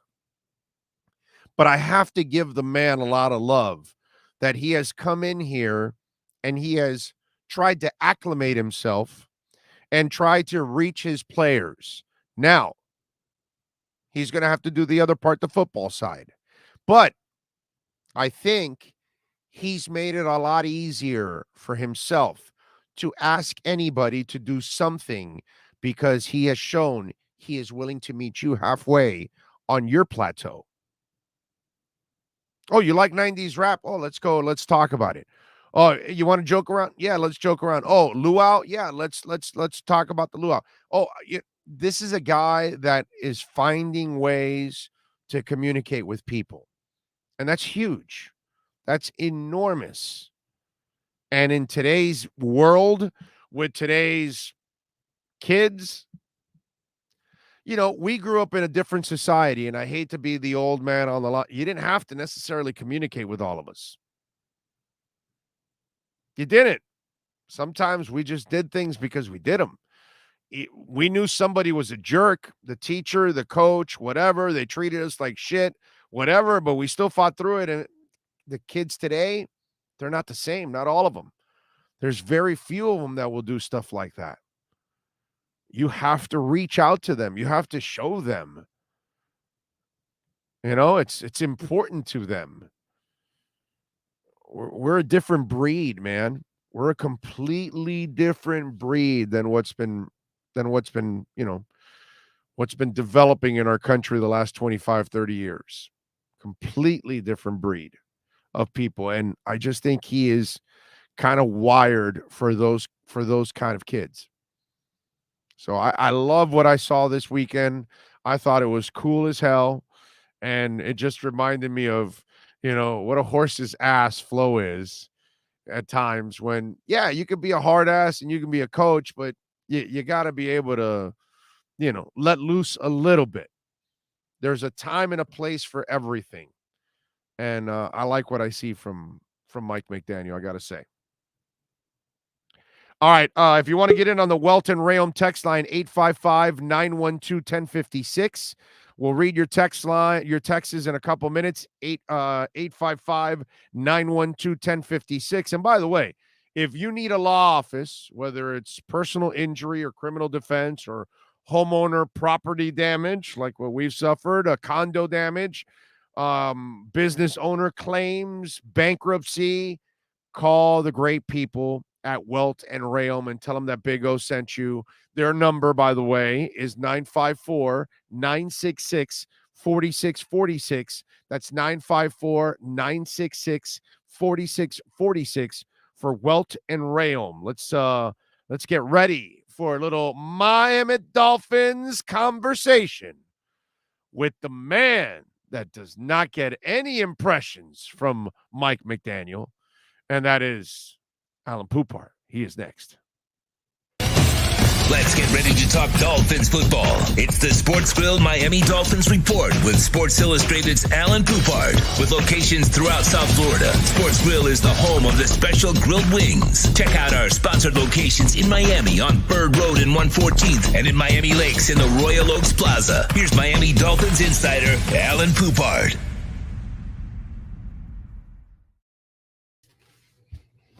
So did the Warrior dance now convince you that he is making an impression? Bro, you're still misquoting me a week later? Holy crap. Has that been going on the whole week? I have people telling me, well, you the said whole week. Oh, my Lord. The whole week. What I said, Mike McDaniel is a great dude. He is cool. He is a bro. No question about it. But again, just don't sell me on like, oh, now the Dolphin players are all happy because they have a cool coach and they didn't before. So now they are. I mean, come on. They're happy. You're going to tell me they're not happy they're dealing with that guy? It's April. Come back, talk to me once training camp starts, and then we'll make a more legitimate comparison. And in April, after guys who got huge contracts. Way too early. And he's obviously way cooler than the previous coach. And then take a genius to figure that out. Because, I mean, between you and me, can we really see the previous coach doing what he did at the luau on Saturday? I don't think so. He wouldn't even have gone to the luau. That's very, very possible. That's okay. He probably would not have gone to the luau at all. You know what I'm saying? So what'd you think of the luau? What were your impressions of what you didn't go to it, right? You saw it all video like the rest of us? I didn't go, wasn't invited. I saw a video. It brought back flashbacks to the luau my wife and I went to on our honeymoon, which was obviously great memories. No, it looked very cool. Luau's are a lot of fun. Yeah, I don't know. It reminded me of Grease 2. I don't know why. I just kept thinking of Grease 2 and the luau at the end of the movie because it's a really bad. It's a crappy ass movie. Let's be honest. It is. Yeah, but Michelle Pfeiffer is just absolutely a smoke show in that movie. So it is worth watching just for Michelle Pfeiffer. I just got to throw that out there. Michelle Pfeiffer fans. Huh? What? Michelle Pfeiffer fans. And no, I'm gonna see. In those days, are you kidding me? Who wasn't a Michelle Pfeiffer fan in those days, man? Damn. Anyway, so and if you have not seen Grease 2, by the way, I have. It's horrible. Yeah, it's horrible. Although I will say there is one really good scene, and that's the reproduction scene in the classroom. That's a funny scene. That's a good one. That is worth watching right there. So if you get to see reproduction, so yeah, that actually is good. Okay. That one is worth it. But anyway, how about Marino there at the luau? And again, also given Tua a lot of love there. The Italian style again, like we saw on the field, during the season when he had his hands on his mask saying, "Kid, we know you're not the problem. We know who the problem is, and we'll be flushing it down the toilet." I think that's what he said. I don't know, something like that. Or right? Isn't that what he said? Or I think he was caught on mic or something like that. Or I think he was saying, "Kid, get your shit together already." I don't know. I don't know. You know me. I gotta play the other role. I gotta play the good cop, bad cop here.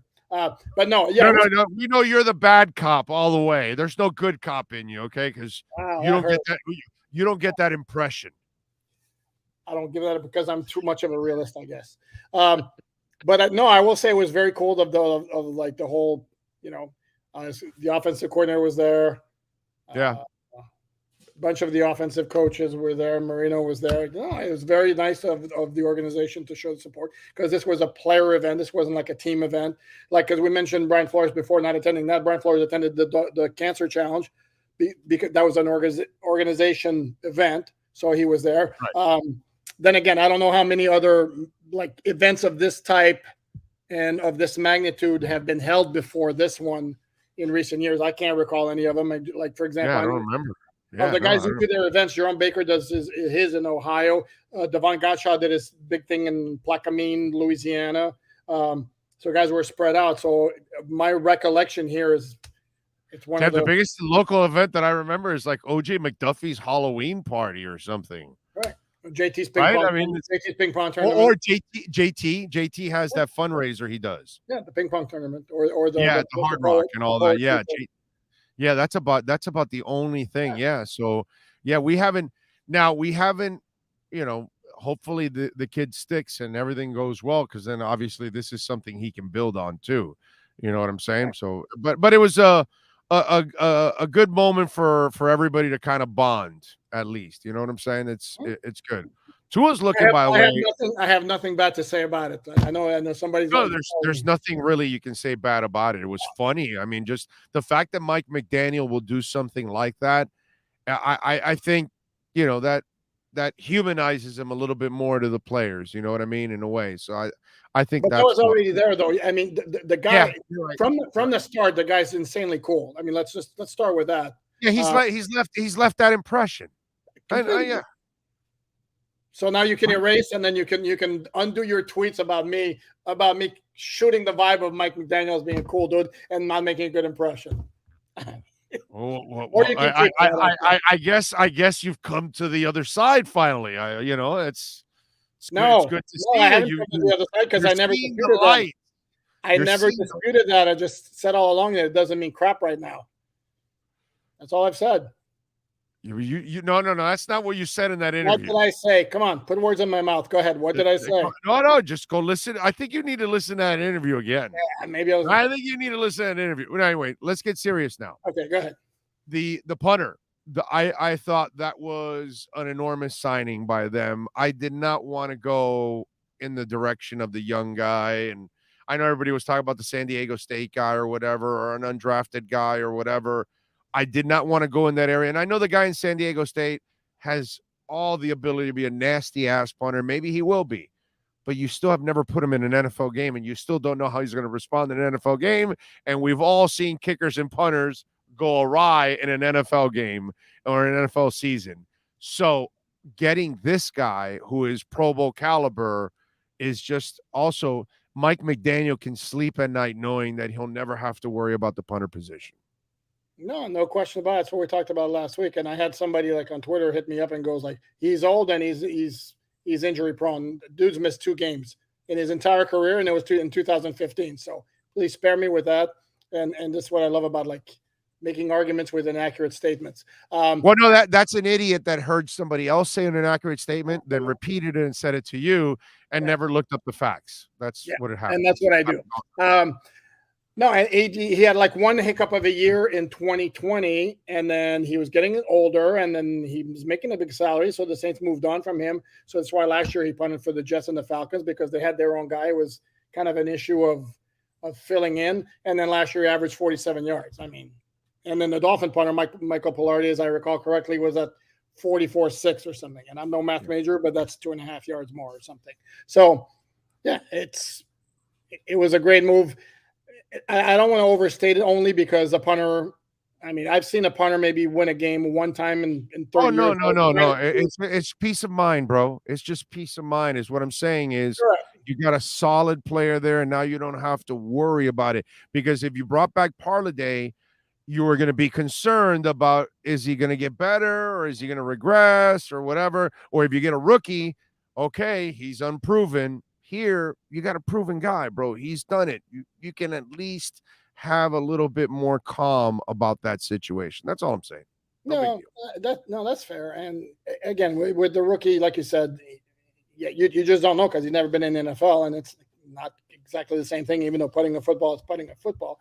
And the guy last year, Pilardi, I mean, he won Special Teams Player of the Week 1 week, so he had that one big weekend. And there was one game where I thought he really negatively impacted the Dolphins, and it was early in the Tennessee game when there was a punt fest between the two teams, and Tennessee kept getting better field with every punt because their guys, Brett Kern, who's like, it's still Brett Kern, right? Anyway,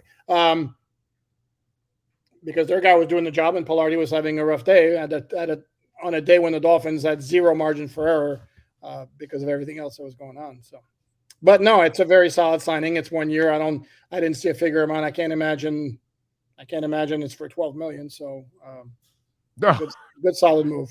Yeah, I'm with you there. All right, you were on your SI run there on your feed. You talked a little bit about the AFC East running backs. Yep. Talk to us a little bit about the Dolphins situation. How do you view it?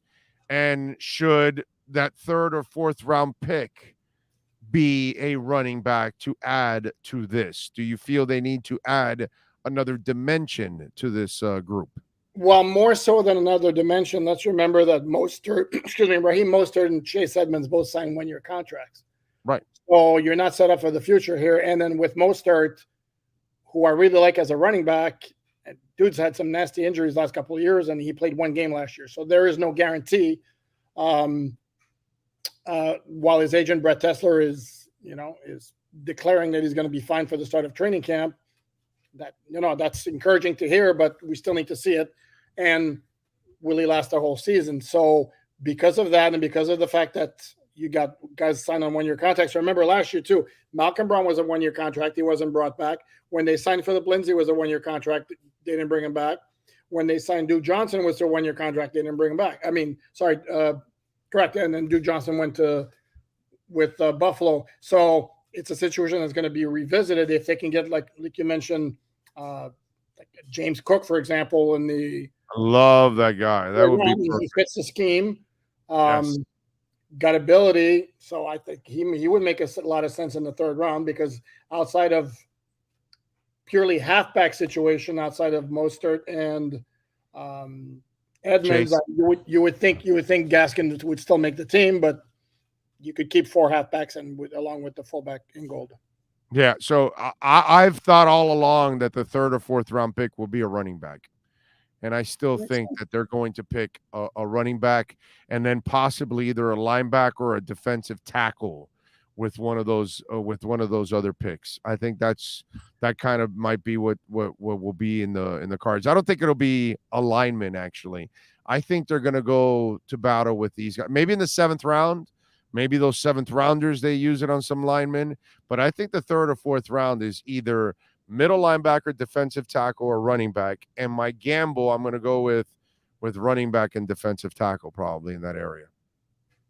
I would agree. I think they lessen the need a little bit for a D tackle when they re-signed John Jenkins, who's a solid veteran.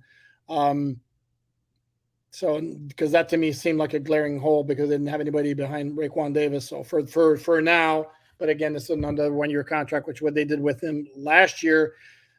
7th round, no offense. I mean, they took a 7th round tackle last year, Larnell Coleman, and we saw him in camp, and he looked badly overmatched. I hope he's made big steps, but that's why they're 7th rounders, bro. I mean, this is why, we talk about Myles Gaskin not being a great running back. For a 7th round pick, he's pretty damn good. No, he's an excellent running back for a 7th rounder. Yeah. He's turned into a good player for a 7th rounder, bro. Correct. Yeah, he's productive. You know what I mean?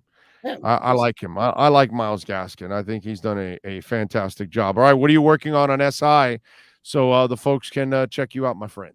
Well, as you mentioned, I did the ranking of the running back situations in the AFCs, and I want to just preface it for those who are going to check it out on alldolphins.com. It's the running back groups. It's not necessarily running game because that's a whole different ball game because it encompasses scheme, offensive line, and everything else. This is just purely the players in the running back core. And I'll continue that from now until the draft, considering it's a pre-draft edition, so I have to do it. And as soon as we hang up, I'm going to start working on, I was going to do something looking at the Dolphins by position and where they made the greatest improvement in the offseason. Oh, it has to be O-line, bro. Put the 2 guys on the left side. Does it? It has to be, bro. Okay, I mean, I know wide receiver. It's wide receiver next. It has to be wide receiver, but you can't get to the receivers if your quarterback's on his ass. Okay, so I have O-line and wide receiver. I'm writing it down. Go ahead. Okay. Yeah, I mean, just off the top of my head, I have to go O-line 1 because that's the heart and soul of every team. And your offense, your quarterback can't play, and your receivers can't catch, and your running back can't run, and if those guys aren't blocking, and you added 2 monsters for your line, so I would have to. Yeah, but you can't. No, I understand what you're saying, but you can't take the importance of the position to skew. To me, it's basically the offensive line was always going to be important, regardless of what changes you make. But the 2 guys you added are proven guys. That's why I'm saying it's just okay. You know what I'm saying? The receiver would be the other one that I would. Yeah, it's going to be all right. We'll see. We'll see where that conversation goes. So follow him on Twitter at Poupart NFL. And more importantly, if you're a Dolphins fan, dude, you got to bookmark the Sports Illustrated Dolphins page, man. Come on, let's go. What is it? All Dolphins. What is it? Alldolphins.com. Alldolphins.com. That's it. Exactly. Alldolphins.com. Lock it in. Alan, we'll talk later in the week, my brother. Appreciate you. You got it. You be good. You got it. There you go. The great Alan Poupart. This has been the Sports Grill Miami Dolphins Insider Report with Alan Poupard, exclusively on the Big O Radio Show. Make sure you subscribe to the podcast and never miss a report. Search Big O Radio Show on most platforms. Visit Sports Grill in our sponsored locations in Miami on Bird Road and 114th and in Miami Lakes in the Royal Oaks Plaza.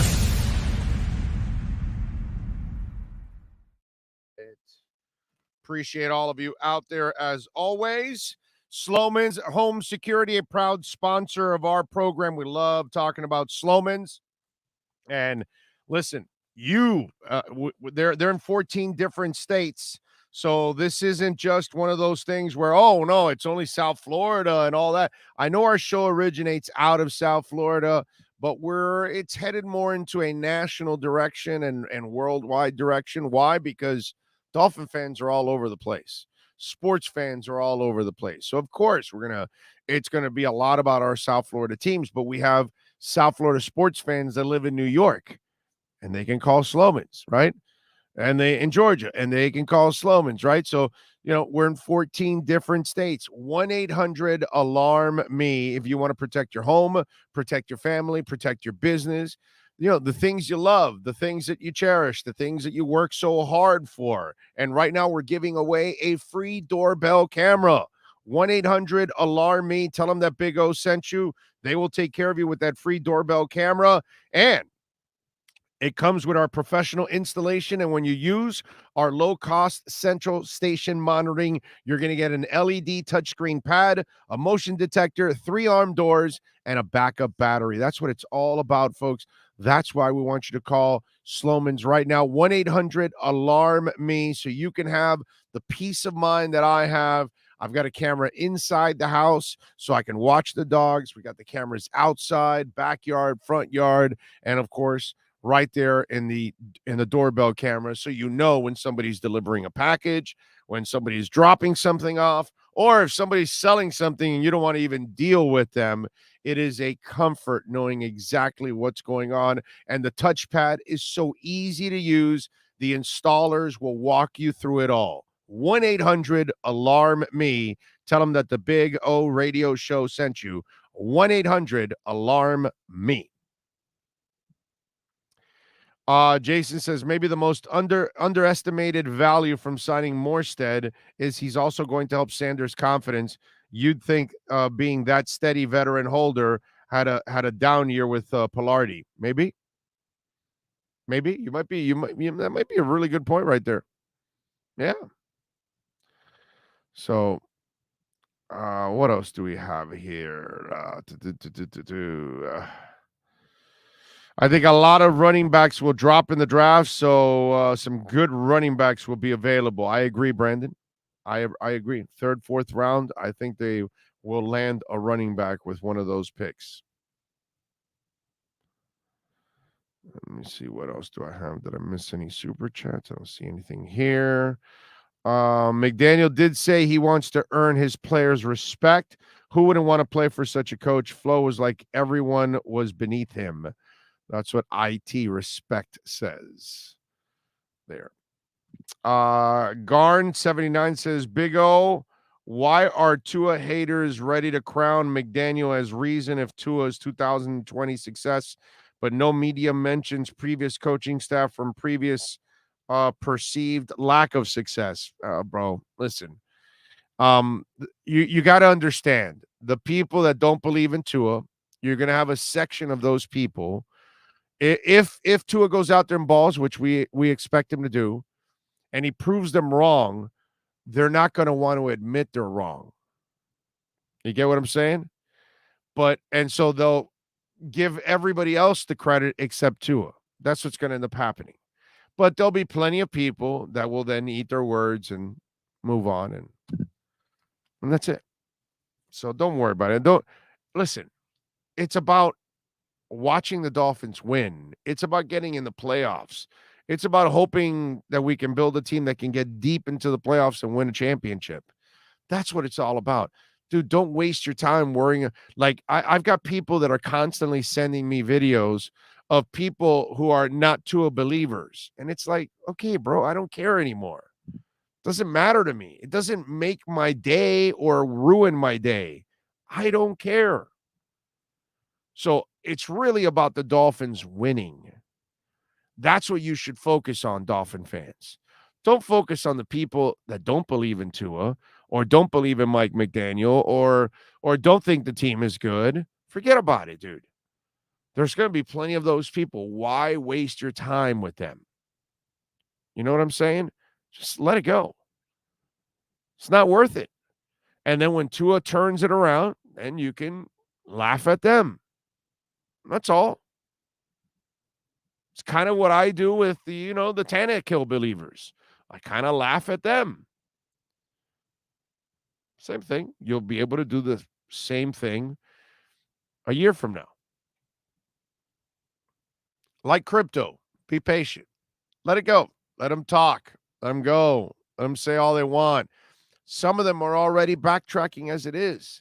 Some of them are already preparing, going, well, he should succeed with this coaching staff. Well, McDaniel knows the run game. That should help him.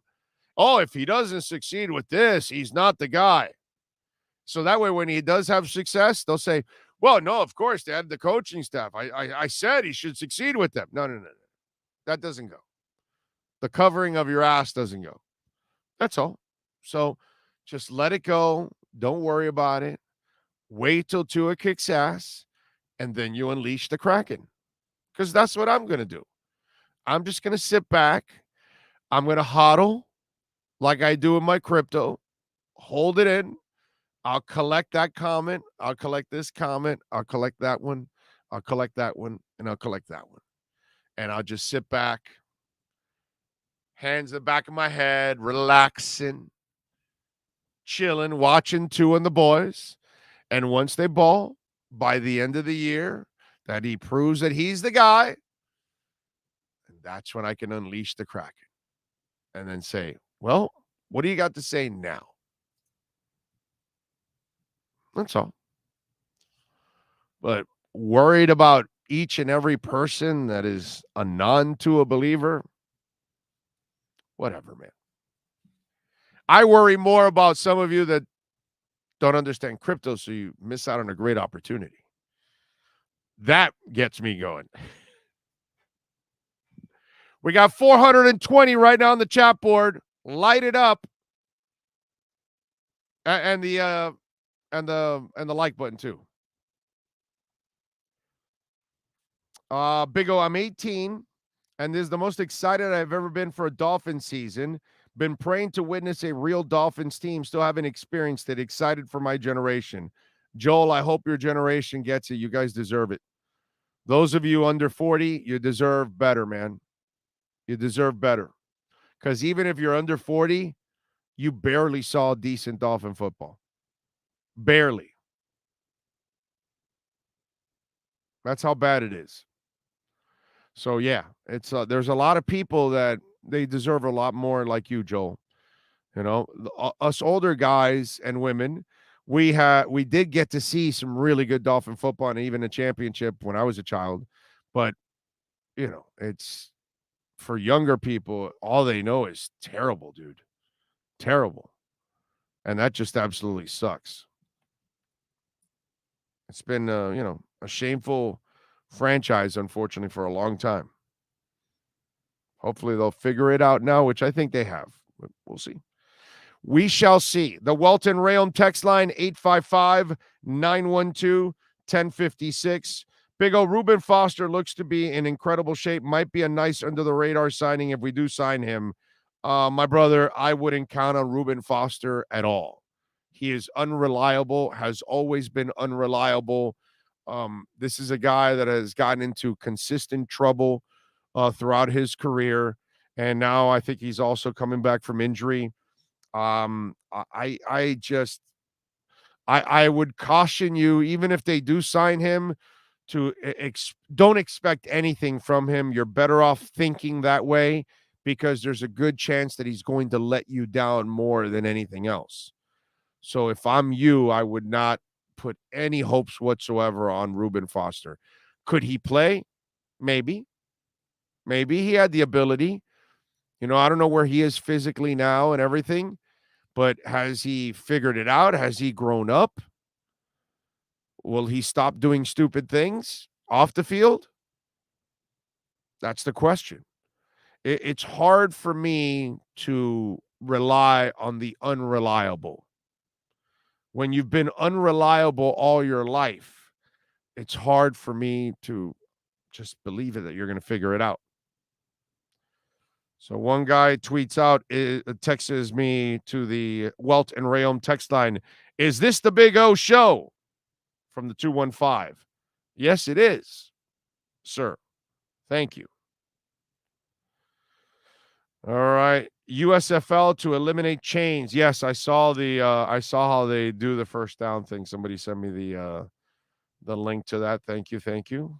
On the text line.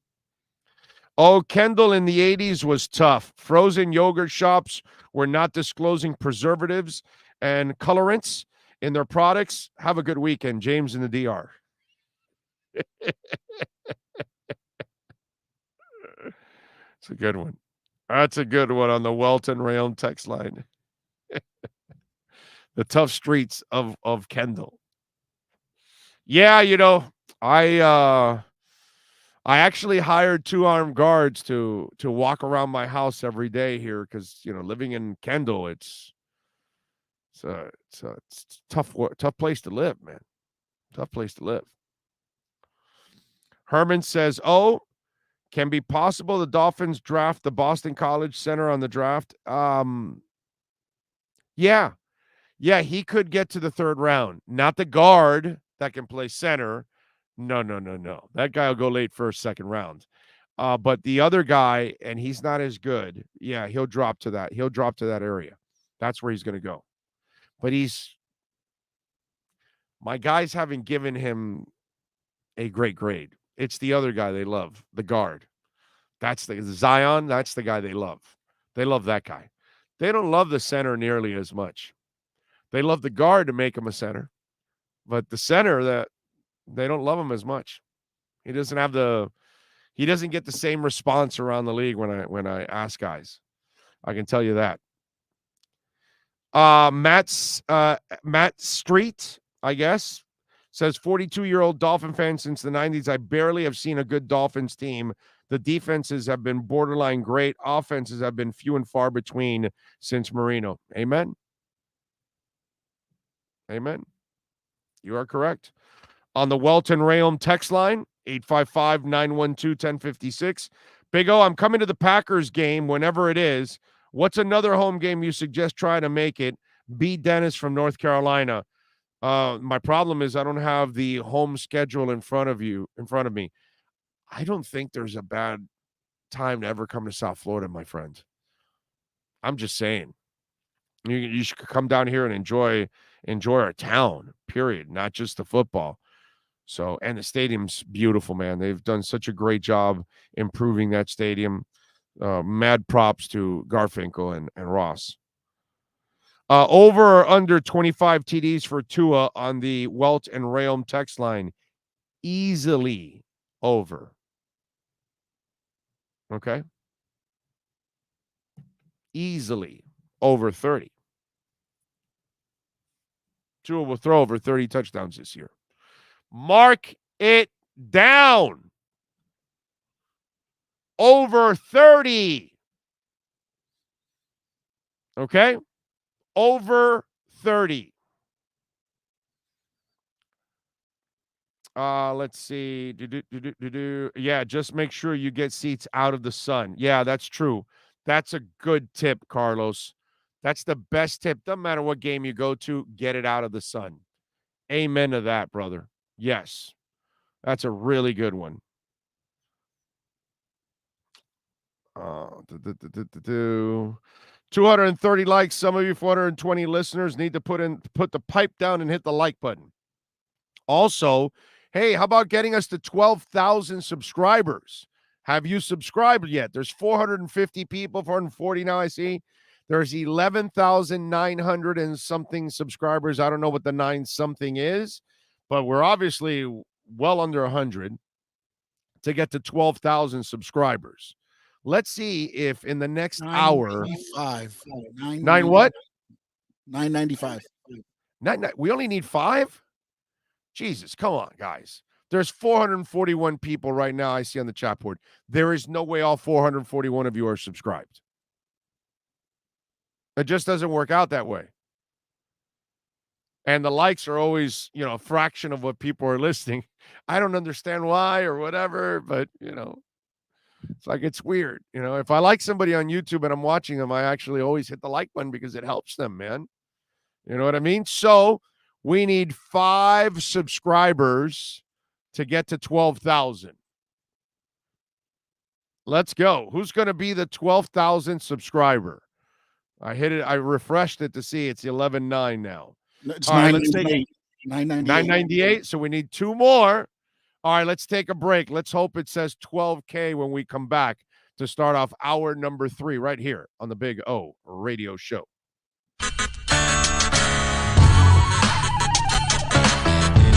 When you're ready to purchase a new home loan or refinance the one you have, American Dream Lending will make sure your loan experience is easy with fast approvals and quick closings. With many loan programs and competitive rates, now is the time to turn your dreams into reality. Ask about special financing for veterans. They never charge an application fee and you will work directly with one of their experienced loan professionals. Stop dreaming and contact American Dream Lending today, 786-802-1727 or online at adreamlending.com. When protecting your family is your priority, there's nothing more important than a roof above the people you love. Call Tommy B. Butts Jr. Enterprises.com, 954-735-9826 or 954-394-1411 and ask to speak to Tommy, the owner. They specialize in all kinds of roofs, led by their highly crafted, skilled, and professional roof mechanics. All of their previous customers have an opportunity to enter their bi-weekly drawings to receive free an exterior impact metal door. Please call for more details. That's Tommy B. Butts Jr. Enterprises.com, 954-735-9826 or 954-394-1411. Trust Tommy to fortify and protect what's most important to you, your family. The Big O Radio Show is looking for an experienced salesperson in the radio or TV business. The candidate must have at least 5 years of sales experience in the broadcast business over the last 10 years. Please email your phone number and resume to bigoradioshow@yahoo.com. That's bigoradioshow@yahoo.com. Looking for an aggressive person who can help our platform expand into many avenues in our business. Reach out if you are the person that's able to make a difference. Why is it that you get locked out in the worst moments of your life? Where are my car keys? Man, I can't find my house keys. In those frustrating moments, you need a locksmith you can count on. A. Lenny Locksmiths in South Florida, from Miami to Port St. Lucie. In Central Florida, A. Lenny locks it down in Orlando and Tampa Bay. Lockouts or lock changes for home or business, car key replacements, and programming all model cars. 24-hour service. Call them at 855-869-5625. Go to the website at alennylocksmith.com.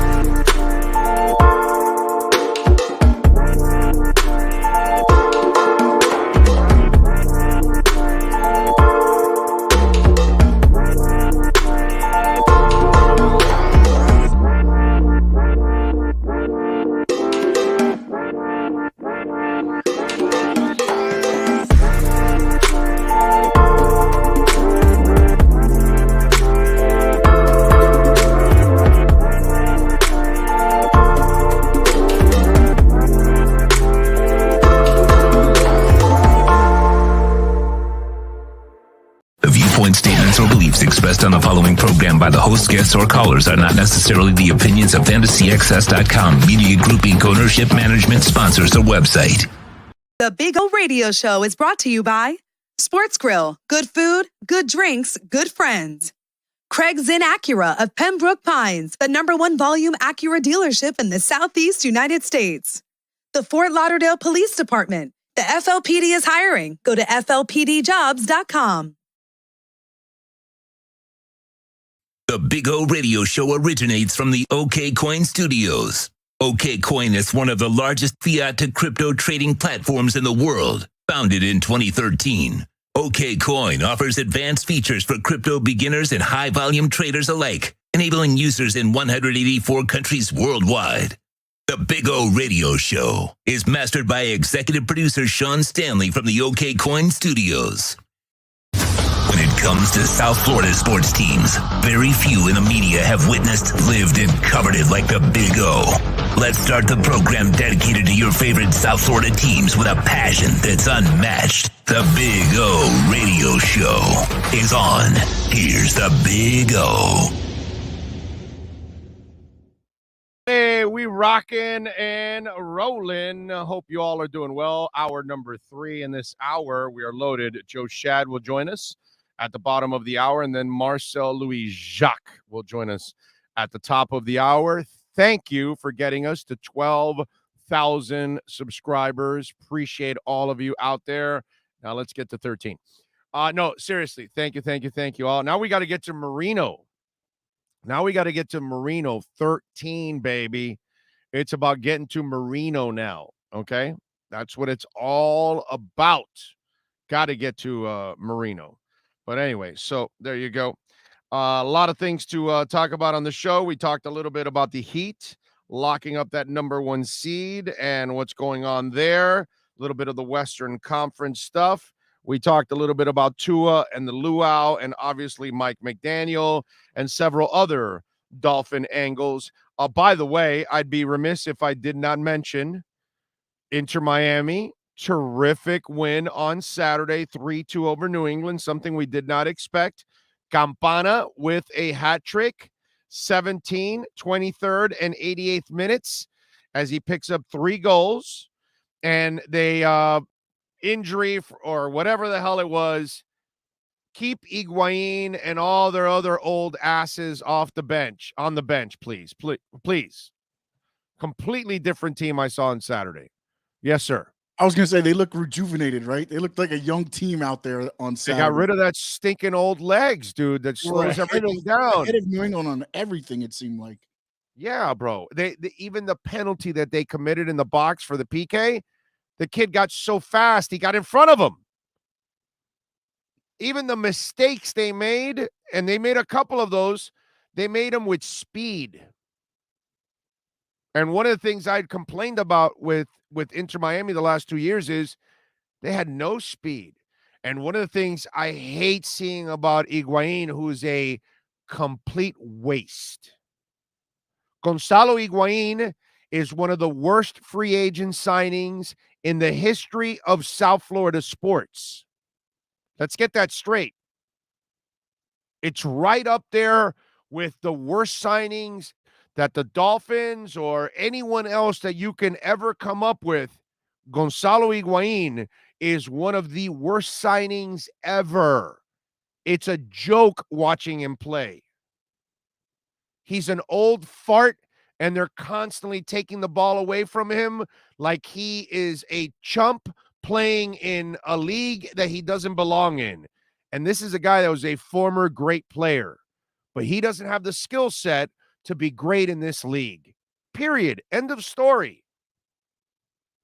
I don't give a shit what he was in Europe, in Argentina, in any of that. None of that matters to me. He's an effing waste. So Neville just found out what he needs to do. And he needs to keep all those old-ass legs on the bench. Okay? Higuain should not play at all except filling in at the back end for a couple of minutes because maybe you need a goal. And his old ass needs to stay in the box and somebody, Lassiter, somebody set him up. And then we'll see. By the way, that was a really nice pass by Lassiter on one of them. That was sweet. Sweet. I love what I saw from those kids on Saturday. That was fun to freaking watch. It was gut-wrenching, the shit I've watched for 2 seasons now and a couple of games here so far.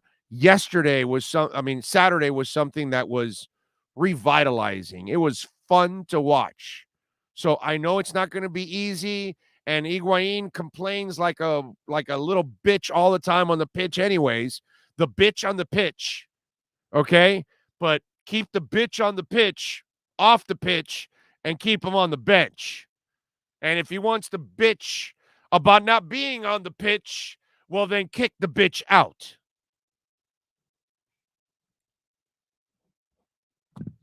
Saturday at Seattle, 10 o'clock. Chris Henderson's revenge coming.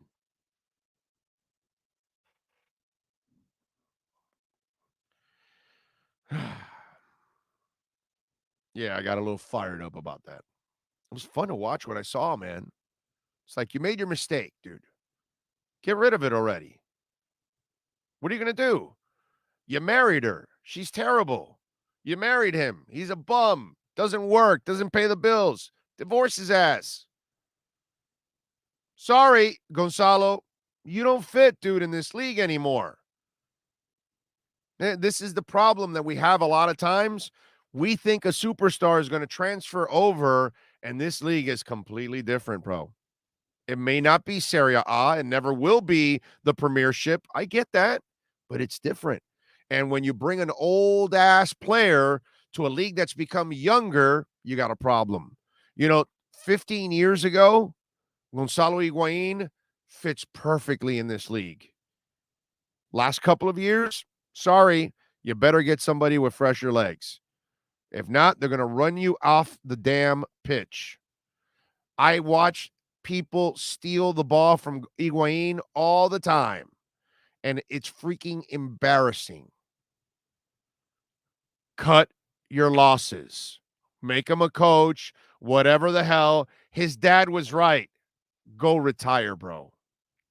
Just go enjoy your money. You're an embarrassment right now on the inner squad. I think I was clear enough on that, right? Okay. What else do we have here to talk about? By the way, congratulations to Tiger. Great job by him this weekend. Okay. I know that the Scotty Scheffler kid is the one that ended up winning, and I know he's the next coming, right? He's the great one now, right? He's the next Tiger, right? That's what I'm sure everybody's going to tell you. Anyway, so look, I didn't even think he would make the cut. Okay. And I know he fell by the wayside Saturday and Sunday. I thought it was going to happen even faster than that. Just for him to make the cut was outstanding, dude. That was great. This guy had a mangled leg. And for him to just make the cut, an incredible feat. Really. Because all the walking and everything with that condition, you'd figure, and it did. It weared him out it was wearing him out on Saturday and Sunday, but it didn't matter. For him, it was basically like wearing another green jacket this weekend is what he did. Because to be able to come back in that short amount of time at his age and to play at that level and to make the cut, simply amazing. So congratulations to Tiger, and good for golf because he saves their asses once again. And now that he says he's going to play in a couple of other tournaments, he's going to make those tournaments too now. I don't know if he'll make the cut or whatever, but what I mean is he's going to sell a lot of tickets now ahead of time. A lot of people are going to buy tickets because you just never know.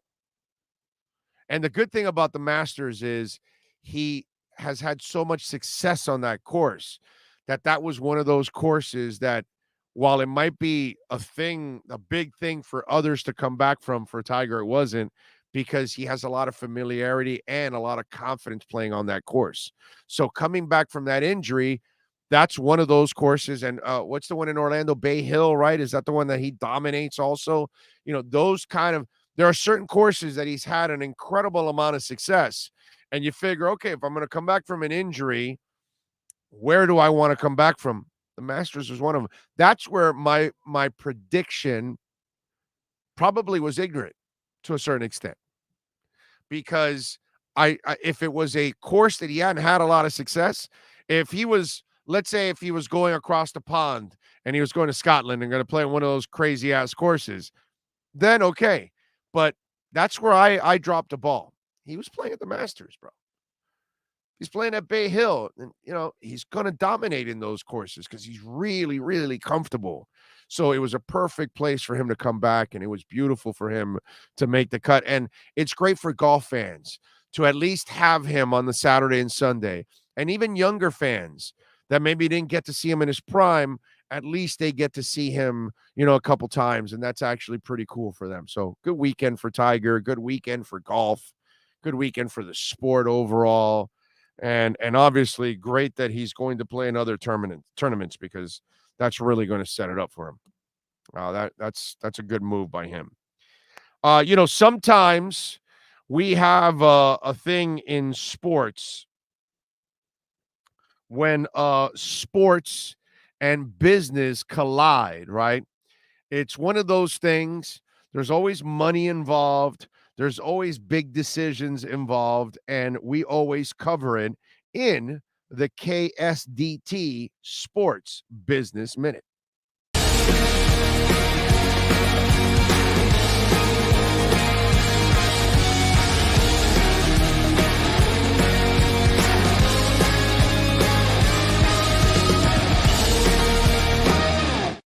All right. There we go. It's our KSDT Sports Business Minute. And in this story, it is kind of disturbing. Lots of criticism, but state lawmakers approved it. $600 million is going towards a new Bills stadium as part of the $220 billion state budget passed by New York state legislatures yesterday morning, 9 days after the deadline for completing the spending plan. While it was not in danger of falling, it did not gain unanimous support from the Democrats. The bill that includes the Bills stadium funding passed 95-49 in the Assembly, 39-23 in the Senate. The state will use $418 million, its portion of the $565 million in gambling revenue recently collected from the Seneca Nation of Indians for the new stadium in Orchard Park, and appropriate another $182 million from the capital projects portion of the budget to take care of the remainder of the balance to fund construction. The funding will be part of a 30-year lease agreement with the team.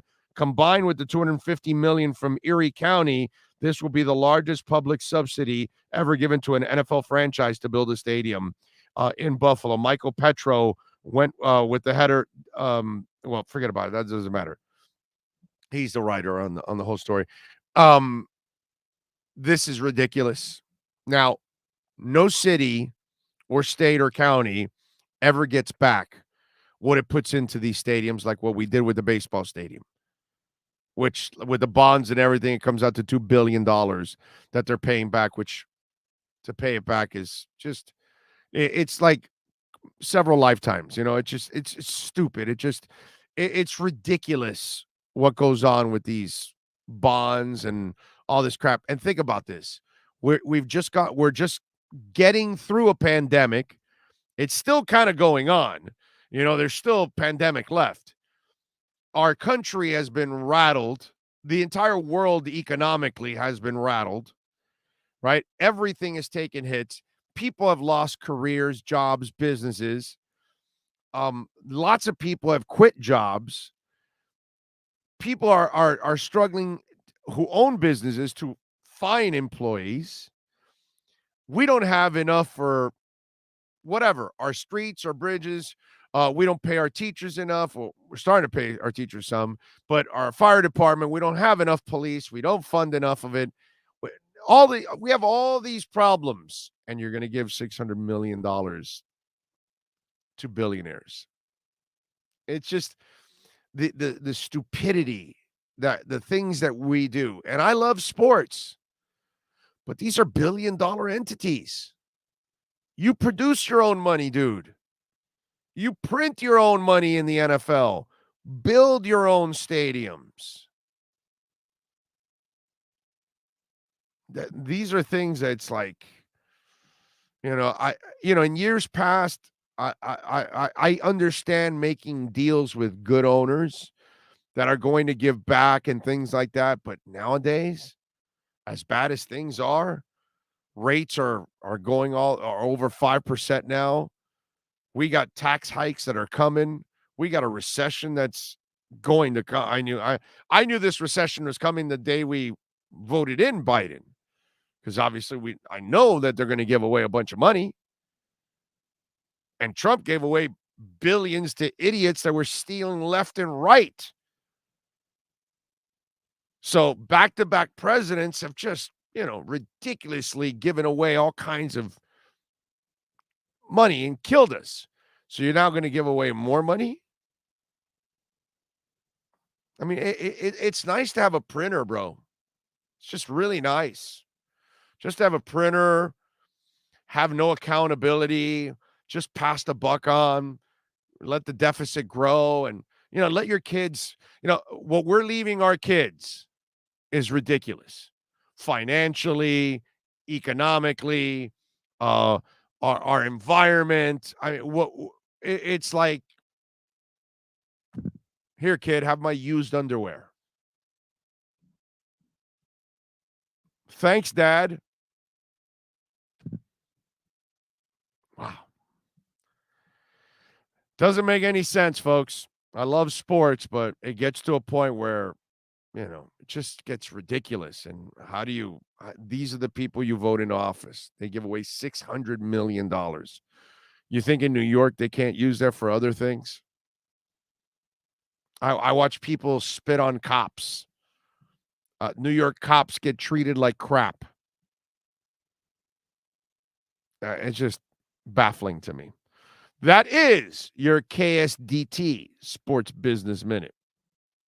This has been the KSDT Sports Business Report. KSDT CPA is one of South Florida's largest and one of the country's fastest growing accounting firms. KSDT is recognized by Forbes as one of the top tax and accounting firms for 2022. KSDT CPA is a full service firm that also excels in crypto. Visit online at ksdtcpa.com or call 305-670-3370. By the way, I'd be remiss if I did not mention the passing of Dwayne Haskins. And again, we don't know the whole story, and I know I have to admit it is kind of an odd story. You're wondering what he's doing on 595. The young man, and he apparently was very well liked by his teammates. So it's just kind of, man, 24 years old.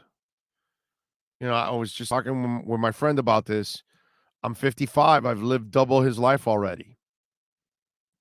And that's why every day that you open your eyes is a blessing. Because we just don't know when our last days are. And, I tweeted this out that every day you get an opportunity to tell somebody you love them, you do it. Every day you get an opportunity to hug somebody you love, you do it. And every day you get an opportunity to enjoy life, do it. It's short. And we're only here for a determined amount of time. And it's one we cannot control sometimes. No matter how healthy you are or how lucky you are or unlucky, we don't know. The sands of the hourglass are going for all of us. And we have no idea when that last grain of sand is.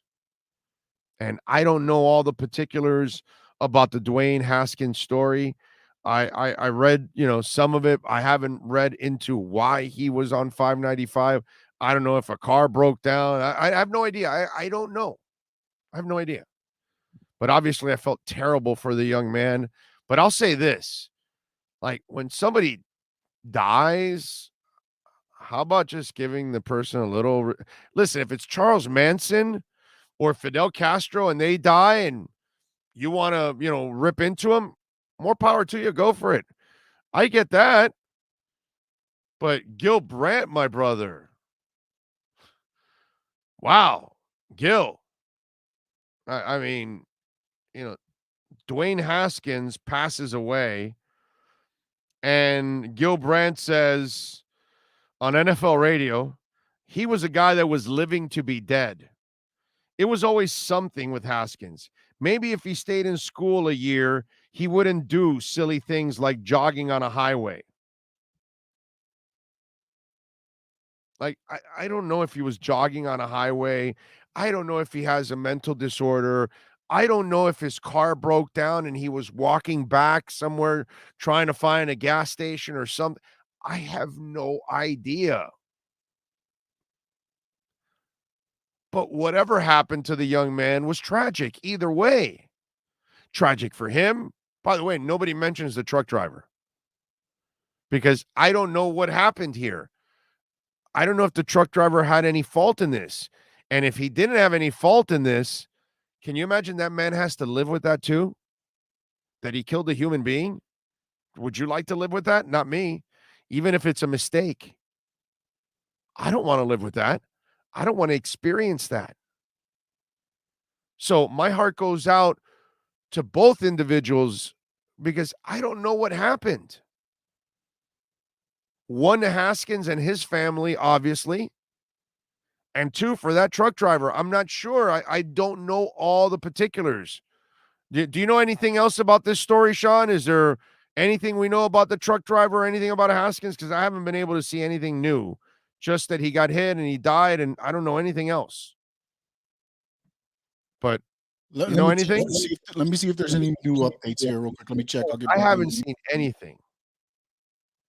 But for Gil Brandt to say that, even if there's a crumb of it being true, come on, bro. Have a heart, man. I get it as we get older and Gil's old.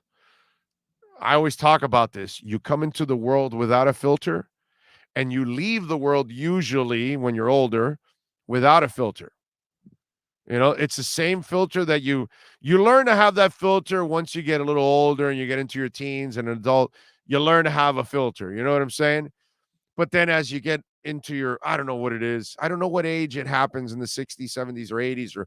But there's a point where an old person just says, F that, and I'm going to say what's on my mind again. And they go out and they do that, right? And maybe that's where Gil Brandt is at this point. But, my God, have a heart, dude. How do you say that about the kid? God. It's like, damn, dude. Ken Sean says, good day, Big O. Jazz Chisholm, MVP candidate for a second baseman to have all that field power. Let's go Marlins against the Angels. Well, I need him to hit a home run today, and, because the liquor split matchup of the night, I got Marlins plus 1.5 here on the runs.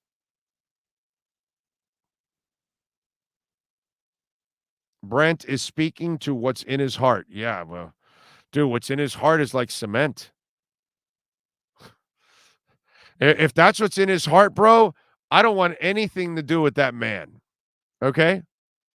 All right? I'm good. Gil Brandt, you can go have your life, enjoy your life. If that's what's in his heart, if that's what he's thinking, then, because like you say stuff about like that about bad people that died, like bad people. Okay? Not even somebody that made a couple of mistakes in life. I'm talking about evil people. Okay, I don't have a problem if you want to say, if Putin dies, like, I wouldn't lose any sleep.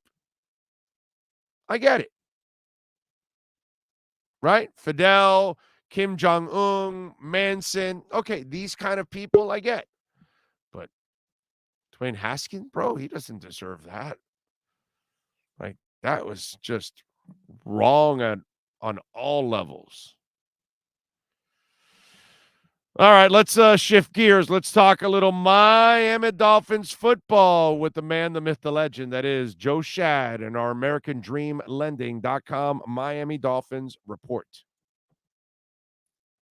Dolphins fans, buckle up. It's time for the American Dream Lending Miami Dolphins Report with Joe Shad. When you're ready to purchase a new home or refinance the one you have, American Dream Lending will make sure your loan experience is easy. With fast approvals and quick closings. Call them at 786-802-1727 or online at adreamlending.com. Here's Joe Shad with today's edition of the American Dream Lending Report. That is Joe Shad. How you feeling, baby? You feeling good? Yeah, Big O, definitely better. Thanks for asking. All right. That's good. How's the pool? You been in the pool yet, or what? What's the deal? It's really good, man. Yeah, we're excited about it. I can't keep my daughter out of it, so she's swimming in there multiple times a day. Oh, that's the normal thing is they do it for a couple of months and then you'll never use it again. We'll see.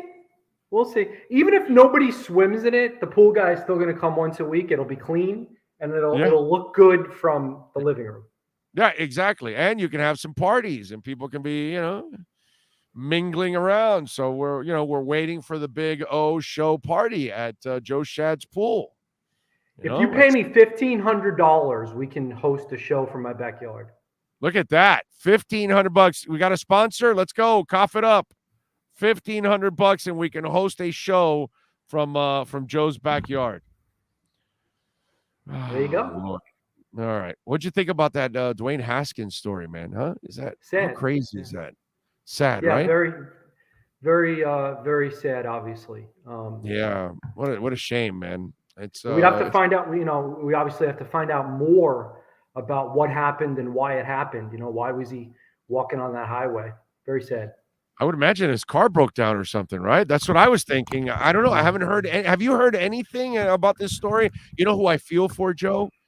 If it was by an accident, I feel bad for the truck driver too, because if that man, it was an accident, he didn't, kill him on purpose. He wasn't drunk driving or anything. That man has to also live with this too for the rest of his life. Yeah, I guess he didn't stop though, huh? Oh, he didn't? I didn't know that. Oh, I haven't read all the reporting, so I don't know if he stopped. Well, I didn't know that. What do you got, Sean? The report I saw on WSVN, he had stopped and was cooperating. Right. Oh, good. Oh, okay. You're right. Thanks, right. Sean. Okay. Thanks, So yeah, Sean. I'm glad he stopped. It's important. There's nothing worse than the hit and run. So I'm glad. But can you imagine living with that if he didn't do it on purpose? I mean, that's got to be bad for him too. You know what I mean? So this is just a terrible story all the way around. Did you see Gil Brandt's reaction? Yeah, obviously that's inappropriate and disappointing. Gil is a legend. Gil is a legend in the football scouting community. And you hate at this very end of his career. Obviously, he's 90 years old or so, and I'm sure that he was getting ready to shut things down from a professional broadcasting perspective. I think maybe it's time for him to just go ahead and shut things down and focus on spending time with his family. Yeah, that's probably the best thing because those comments were just completely out of line. Yeah, I mean, it is a little bit telling in terms of how old school, especially football people, look at football players. And this is not to suggest that Gil Brandt doesn't have decent human fiber in his body, but what came out in that interview there was no decency there. Yeah. But not the indecency, the fact that athletes are considered, by many general managers and owners and coaches as commodities. I know, but you're such a nice guy. You're such a good dude, bro. I love you because you say that it's old school when he's a freaking Neanderthal for thinking like that. You know what I mean? You say old school, I'll say Neanderthal because there's no place for that, bro. There's none. Yeah, that wasn't the time and place to go into all of the details of everything you've ever heard about Dwayne Haskins going back to his decision to enter the NFL.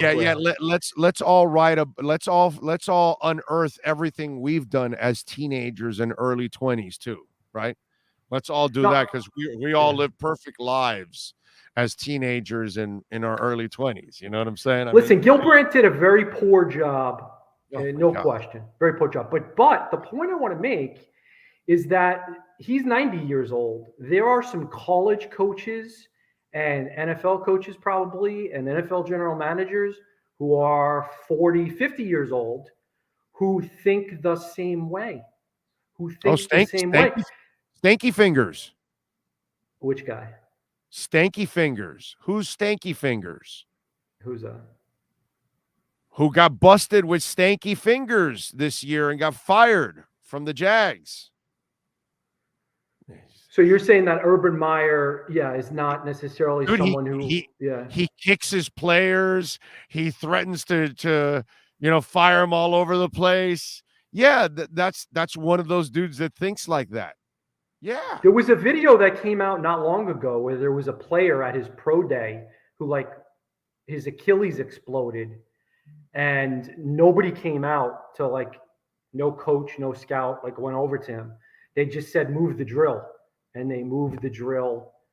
And, coaches look at themselves sometimes as sergeants in an army, right? They look at their next man up. You always hear these war references. We're going into battle. It's our home field. And I think sometimes we need to pause and realize that this is not war. It's important and it's a lot of money on the line and people's livelihoods. But it's not war. It's not war. No, it's not. It's not. Now, there is a warrior ready for war, and his name is Mike McDaniel. So I don't know if you watched the Tua Luau, but I heard McDaniel's going to do that pre-game now on the field to kind of intimidate the opponent. Now I don't know. I don't know if you heard the same thing, but. That was what did you think of the Warrior McDaniel? Yeah, it's really cool that Mike McDaniel is comfortable in his own skin, and he doesn't really care what you think of him. There are all these words that are used to describe Mike McDaniel. Oh, he's quirky, he's eccentric, he's cerebral, he's a little nerdy, but he's got a little bit of flair and style and swag. It's this very interesting mixture of personality traits. And I'm looking forward to getting him to know him better. I know the players are already enjoying being around him. And I know it meant a lot to Tua that Mike McDaniel was there and participated. For sure. And other coaches and other Marino. Coaches were there, Yeah. And Joe, I get it, dude. Results are what's everything, and you got to win, and you got to get to the playoffs, and ultimately, that's how you prove everything. That's how Stephen Ross proves he's a great owner, right? Even though he does everything else great, right? He'll buy any player, facility, he'll build a new practice facility, he'll save the tennis tournament, he'll add an F1. I mean, the guy's a freaking great owner. But you can't get that label great until you win. So I get all of that is done. Okay? So we can erase all of that, okay? I get what the real end of the equation is, folks. All right, let's move on. The fact that he's doing this and the fact that the coaches are there and everything else, what I like is what didn't exist last year. There wasn't an actual, we just talked about Gil Brandt not showing any kind of humanity. Well, there's plenty of humanity going on right now, and there's a lot of connection going on from the coaches and the quarterback and the team and all of that. I mean, one thing I worry about, just to be honest, because this is going to be a recurring. Let me finish here. Organically, you are at least setting the foundation for success. Whether it happens or not, that's up to the players, the coaches, and Tua. Obviously, we all know that. But what we have to say is, at least organically, he is setting the right foundation and making the right impression on his players and his coaches. So listen, we love it, right? It's fun. He's fun. Everything's fun. Everybody's happy and smiling, and I'm all for it. Okay, he's going to be cooperative with the media, but he knows he needs to win. But one thing that I've been thinking about is, Brian Flores, watching all this and listening to all this, and thinking that maybe it's a little too far. Maybe the piling on, that there's going to be a continuous piling on of Brian Flores was a draconian monster. You know what I mean? I think one thing I'm piling on, or is it just reality? Is it piling on, or is it just reality? So we might not like Brian Flores' personality. We might not like the way he dealt with the media. We might not like the way he spoke to some players. But I don't think he's some monster. I think he thought he was doing what was in the best interest of helping his football team win based on the Belichick experience. So one thing I'm going to try to be a little cautious about is it's okay to compliment and be enthusiastic and excited about all that Mike McDaniel is bringing and not necessarily have to sort of, and I'm not saying it's not okay for you to do this, but we're just maybe not every single time repeatedly pile on with how, different that is from Flores. I mean, it's obvious. Everybody knows at this point. Well, wait a minute. In this whole conversation so far, I didn't bring up Flores. You brought up Flores. I didn't bring up that he would have never done that, which is true. He would have never done that. Probably he wouldn't even attended the damn luau. He probably wouldn't even want to be next to Tua anyways as it is. But didn't you bring up Flores, though? Didn't you bring up Flores? No, I don't think I brought up, I didn't say that. I didn't say that. But here's my thing with what you're saying now. Maybe they're just being themselves, and it's not a matter of trying to show up Flores or show up that this is different now or anything like that. That might be the impression you get on the outside, and others might get like, wow, this is completely different and all that. But they're not going out of their way to tell you, hey, we're different than Brian. We do different. No, they don't do anything. I think Mike McDaniel is just being himself. He is. I mean, from a media.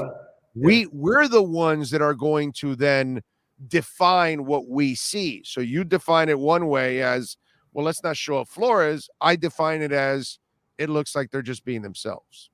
No, I'm making the point that I'm trying to catch myself as a Twitterer, as a Twitterer and a Instagrammer and a column writer.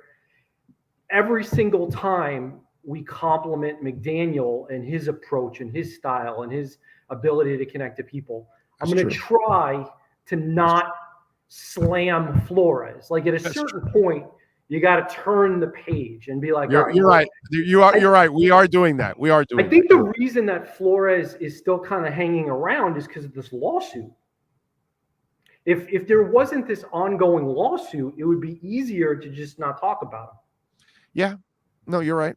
You're right about that. So, no, you're right.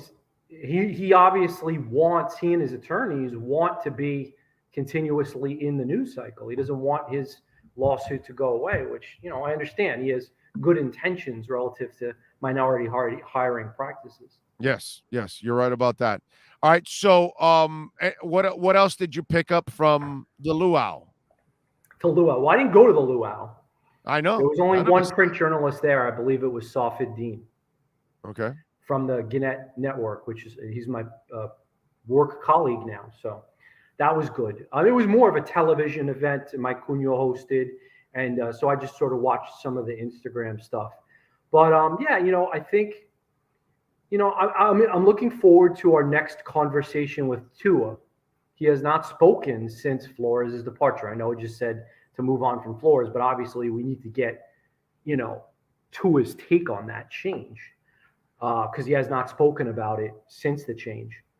I'm sure that he's going to be highly complimentary of McDaniel, and I'm sure he'll also compliment and thank Flores publicly for for pushing him, I guess, to be a better quarterback. I don't know.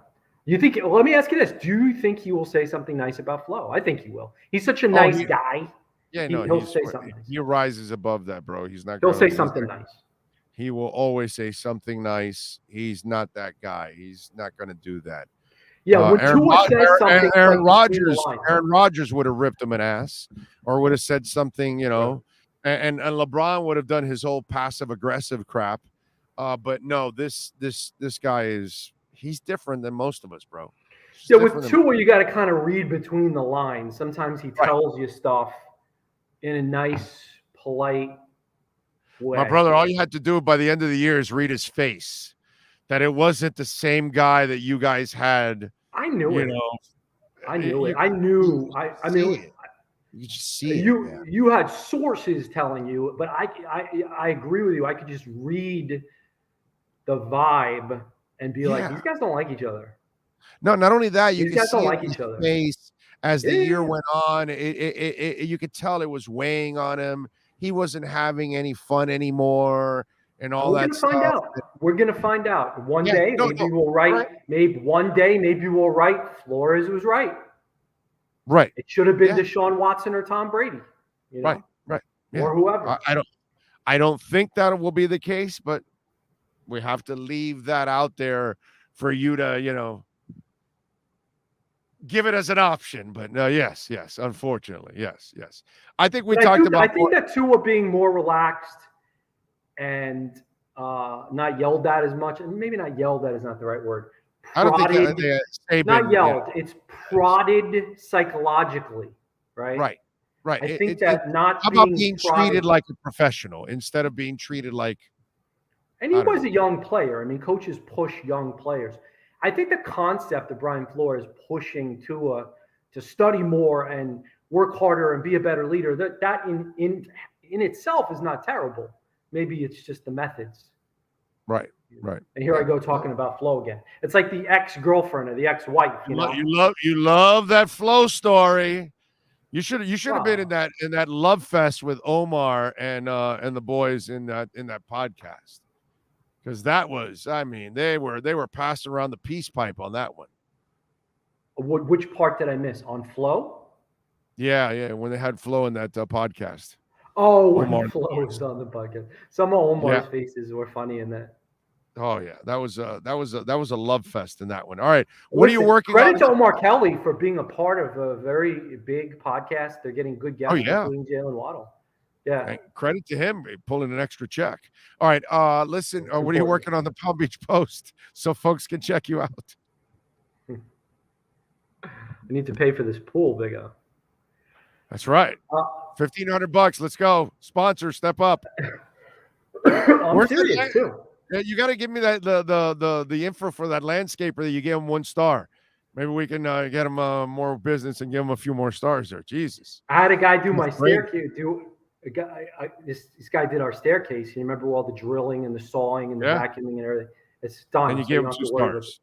So he calls me up and he goes, "Hey, I want to ask you to do me a favor. Can you do this, positive review for me?" I said, "Yeah, of course. You guys did an amazing job." He goes, "Well, will you give me 5 stars?" I think he heard your. I think more people see me on this thing than I realize. The American show gets around. This show gets around, my brother. The American Dream Lending sponsored segment. One of my neighbors, Facebook messaged me like, "Man, your pool looks great. I just saw the segment with Big O when I was holding up the camera to the phone."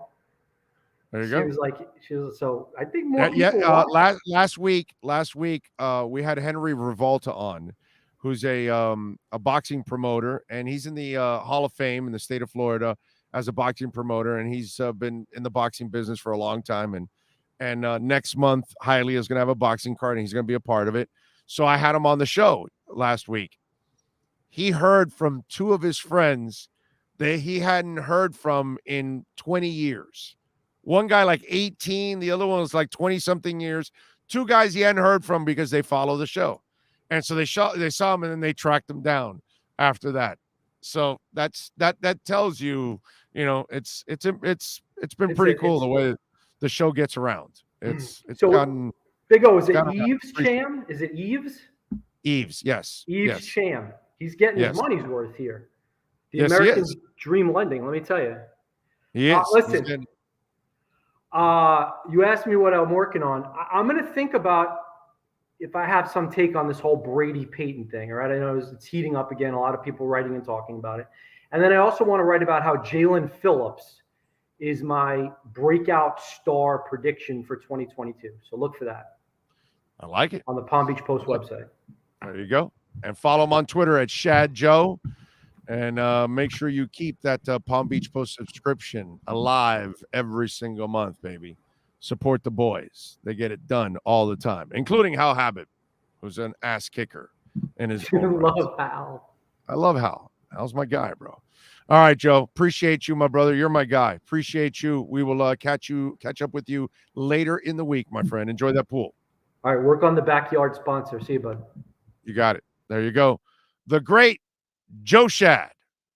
When you're ready to purchase a new home or refinance the one you have, American Dream Lending will make sure your loan experience is easy with fast approvals and quick closings. With many loan programs and competitive rates, now is the time to turn your dreams into reality. Ask about special financing for veterans. They never charge an application fee and you will work directly with one of their experienced loan professionals. Stop dreaming and contact American Dream Lending today. 786-802-1727 or online at adreamlending.com.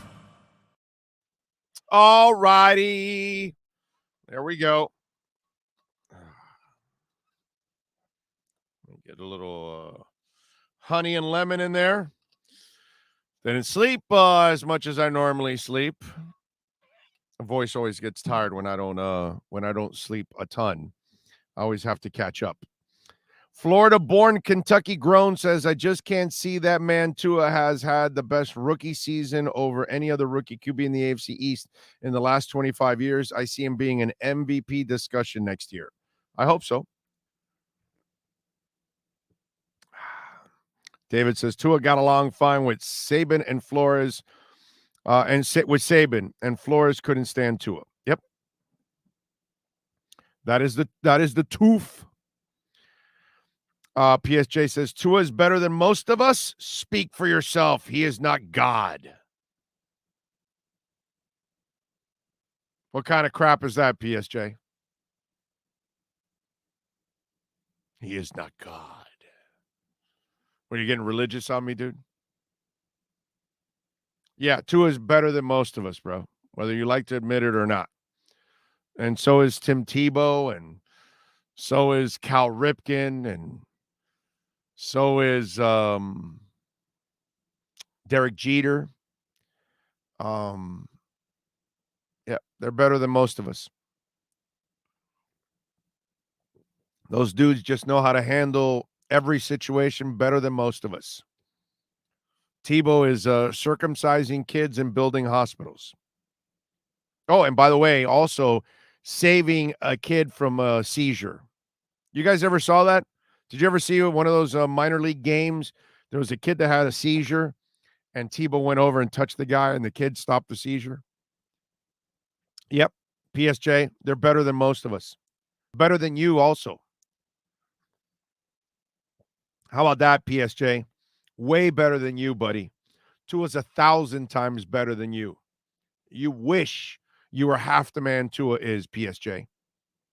Wish. Or, in your case, pray. Let's see. I'm asking your advice. I already did buy more at 41, but I'm just curious. What do you think? Brother, if you can afford it, you keep buying. You keep buying. That's all I'm saying. If you have discretionary income, you keep buying. Don't use your rent. Don't use your mortgage. Don't use the money for food. Don't use the money for your kids' schooling or any kind of money that you need. If you have money that you can just sit, invest, that's what you do, my brother. Because right now, I think it's under 41. I think so. I think so. I think so. Let me see. Have you seen my boy? I'll say, have you seen my boy? Yeah, it's just under 41. So hells to the yeah. In what year your parents came from Cuba, Big O? My dad came in 58 or 9, I think it was. He went to the Army for a few years, for about 4 years, I think it was.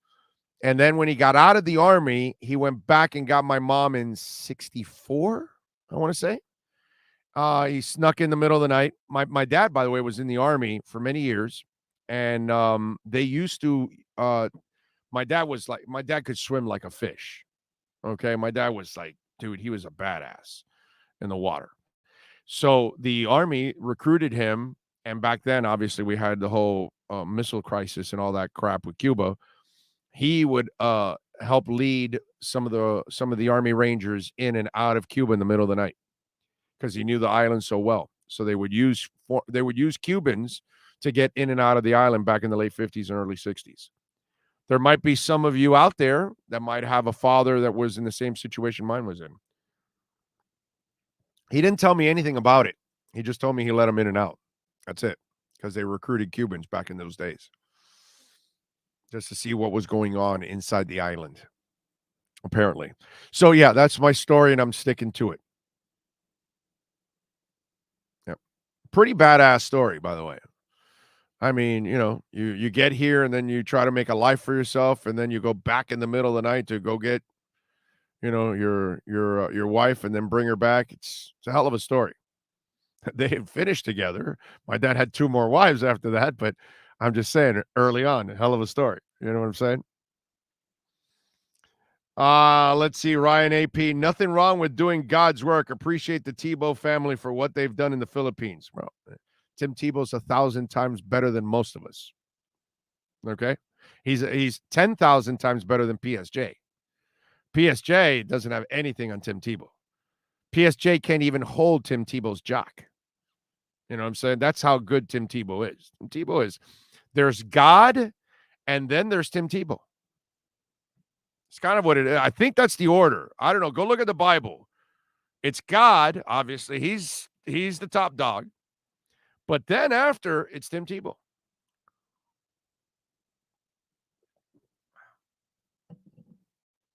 I'm not sure if you guys knew this. I know PSJ doesn't know that. But, what can I tell you? PSJ doesn't know a lot about this kind of stuff. It's a shame, PSJ, that you don't know this stuff. But what can I tell you? It is what it is, as they say. The Welton Realm text line, 855-912-1056. That's 855-912-1056. By the way, let's talk a little bit about Nature Bee, baby. Pure plant pollen. Yeah, I've been talking about this. You think I need energy today? Huh? Yeah, when I took those 2 golden capsules this morning, I said, yeah, I'm going to need that energy today. I came back from Orlando last night. I was at a concert at the Hard Rock in Orlando last night to see Dirty Honey and Naked Gypsy Queens, and they were awesome, by the way. Awesome. Great show. I mean, I'd go to that show over and over again, but thanks to Nature Bee, it powers me every single day, gives me the energy I need so I can go enjoy shows. 2 concerts this weekend and traveling and everything, and I'm here rocking and rolling for 3+ hours. That's Nature Bee, baby, and no cold. So I protect the immune system with those 2 golden capsules every single day, folks. I've been taking it for 20 years. It comes from Mother Nature, from Earth, clean, green, New Zealand. All right, pure plant pollen. No chemicals, no additives, no preservatives, nothing. 27 amino acids and vitamins, 28 minerals and antioxidants. I'm telling you, folks, if you haven't tried it, you need to try it. And there's my code right here. I'm sorry. Right there. Nate, right there, big O. Use the code and you will get free shipping on your plant pollen. 1 month supply, 2 month supply, 3 month supply, 6 month supply. Get a 60-year supply. What the hell? Free shipping right now. Go to naturebee.com. You'll see your nails grow faster, your hair grow stronger and longer. You see, hey, man, 55, 20 years of taking Nature Bee. Maybe that's the key. No dying, no nothing. 20 years of taking Nature Bee. I don't know. I don't know. That might be genes. But still, the hair does grow faster with Nature Bee. That use. And then boosting the immune system. I mean, no 3 o'clock, 4 o'clock fade. Nope, not going to happen with Nature Bee. You're going to have the energy like I have after the weekend I've had, and I'm 55, baby, and I got that energy. naturebee.com. Free shipping on that plant pollen. Tell them that Big O sent you. They will take care of you. I promise you. Oh, does Nature Bee help with hairline? No. It doesn't grow your hair. Okay. Now, I will hopefully be telling you about something very soon to help grow your hair. Okay. Florida-born, Kentucky-bred says, my grandfather is from Cuba. He was a sniper for the Marines in Vietnam and Korea War. All of his brothers served. My dad and both brothers served. God bless them, sir. And I thank them for the freedoms we have every single day, just like my father. So it is what it is. What else do we have? Big O, have you ever been up here to the Kentucky Derby? No, I am dying to go to the Kentucky Derby. What I would love to do is go up with the show with Sean and go up to the week leading up to the Kentucky Derby where we could cover it, have a couple of interviews with people down there, and then obviously go and enjoy the race. You know what I'm saying? Although, Sean, you're going to need some stylish threads for that. I'm just saying. You're going to have to go all out there. I'd like to see Sean dressed up for the Kentucky Derby. You know he's going to look like a G. There's no doubt about it. So the good thing is when I walk around with Sean, nobody messes with me. That's the best part about it. So once you see Sean, it's like, yeah, no, I'm not messing with that dude. What are you doing, bro? You're doing the you switching back and forth? What's wrong with you? You can't make your mind up? No, Yes. Do tuxedo shirts work? Like I have a bunch of those. No. I don't think you can go to. You can't go tuxedo. You got to go like some kind of funky suit, bro. You gotta have some flair, some pizzazz. So we can't go lame on just tuxedo. No. We got to have some kind of. I'm not doing a tuxedo. I'm just doing the shirt that's got the tuxedo outline on it. Oh, and a sports coat or something. I mean, and a sports coat. That's it. There's a lot of fabric to cover all this. Okay, there's a lot of fabric that's got to go into this. That's how you get the edge. Okay.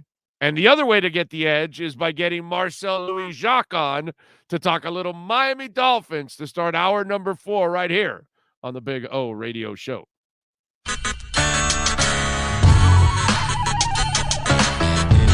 There's no need to drive around South Florida wasting valuable time looking for a new or certified pre-owned Acura. Go to the #1 volume sales dealership in the Southeast United States. Craig Zinn's Acura of Pembroke Pines. Purchase with pace and space in a dealership tailored to your needs. From home buying to providing that personal touch. Contact the 2020 Satisfaction Award winner Craig Zinn's Acura of Pembroke Pines. 888-776-5123. That's 888-776-5123. Or visit them at 15601 Pines Boulevard in Pembroke Pines.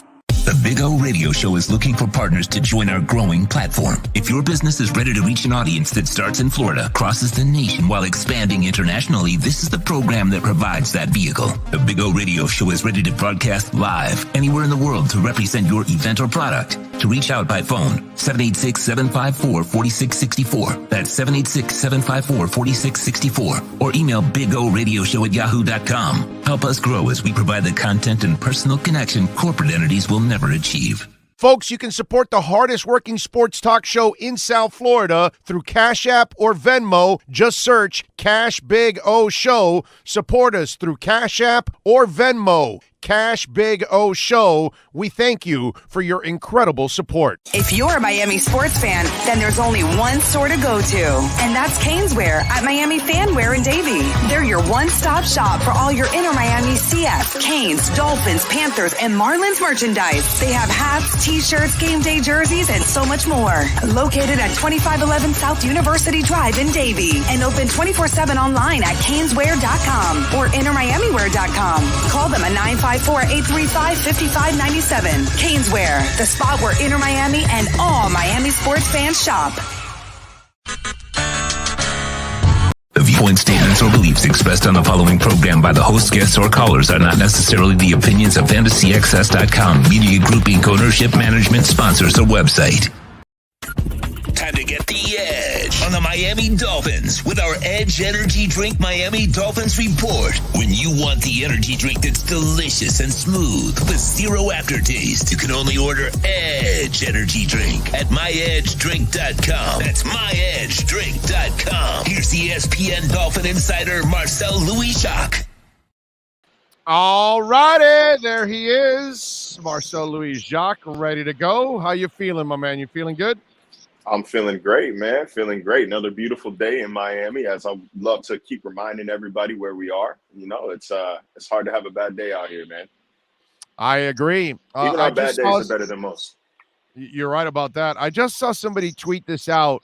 The Game Day NFL, and they are they got a little check mark and everything. It says the Dolphins really turned the number 3 pick last season into Jalen Waddle, Tyreek Hill, and a 2023 first-round pick. In 2021, they trade the number 3 pick to San Francisco for the number 12 and a third and a first in 2022 and 2023. Well, in 2022, they trade San Francisco the picks to KC for Tyreek Hill, and in 2023, they still have San Francisco's first-round pick.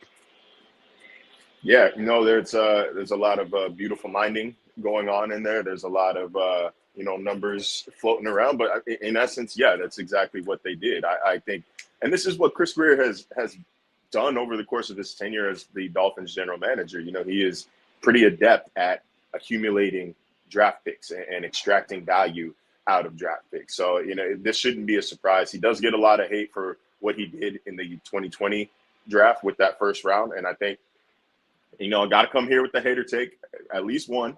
What he did in that 2020 draft, you can definitively say all 3 picks were the wrong pick. Tua still might work out, but all 3 picks were probably the wrong pick. But what he has done in rounds 2 through, we'll call it 2 through 5, has been exemplary in the NFL. When you look at the quality, you're not going to hit on You're not going to hit on everything. You're not. But when you have 3 first-round picks, you got to hit on one. And so Tua is his last hope. Are you hitting more than missing? In the first round with No. He's not. My brother, the draft is not first round. The draft is 7 rounds. The draft is not first round. And then there's undrafted premium picks. No. It doesn't matter. I don't give a shit if you miss on your first rounder and then you hit later on the 5th round and you get a guy that's a first round guy. So if you end up getting X in the 2nd round and he's really a first rounder, or if you get Zach Thomas in the 5th or Jason Taylor in the 3rd, I don't give a shit how you do the draft. That you don't measure the draft in the first round. You measure it in totality. Are you hitting more than missing? You don't measure it by just the first round, but when you trade 2 franchise players in Minka and Laramie Tunsil for first-round picks and have 3 in the first round, like you would expect to hit on one of them, he did redeem himself with his day 2 picks. And then last year, I thought he nailed the first round. I loved Jalen, and he nailed the 2nd round in Javon Holland. Like those were 2. Those are 3 if Tua hits, and the 3 that hit last year, who gives a shit about the other 2, dude? Like it's. I'm saying he gets a lot of hate for what he did in 2020. But he needs to hit. And whoever does it, I will be ripping them 8 assholes. Okay, 8 assholes. Because then I'll get Van Ginkel on their ass, and I'll get Raekwon Davis on their ass, and I'll start talking about all the other later picks that they're hitting. The draft is 7 rounds, not 1. And so if you do hit on Tua, to be just harping on the other 2. And then here's the other part that I don't like about this.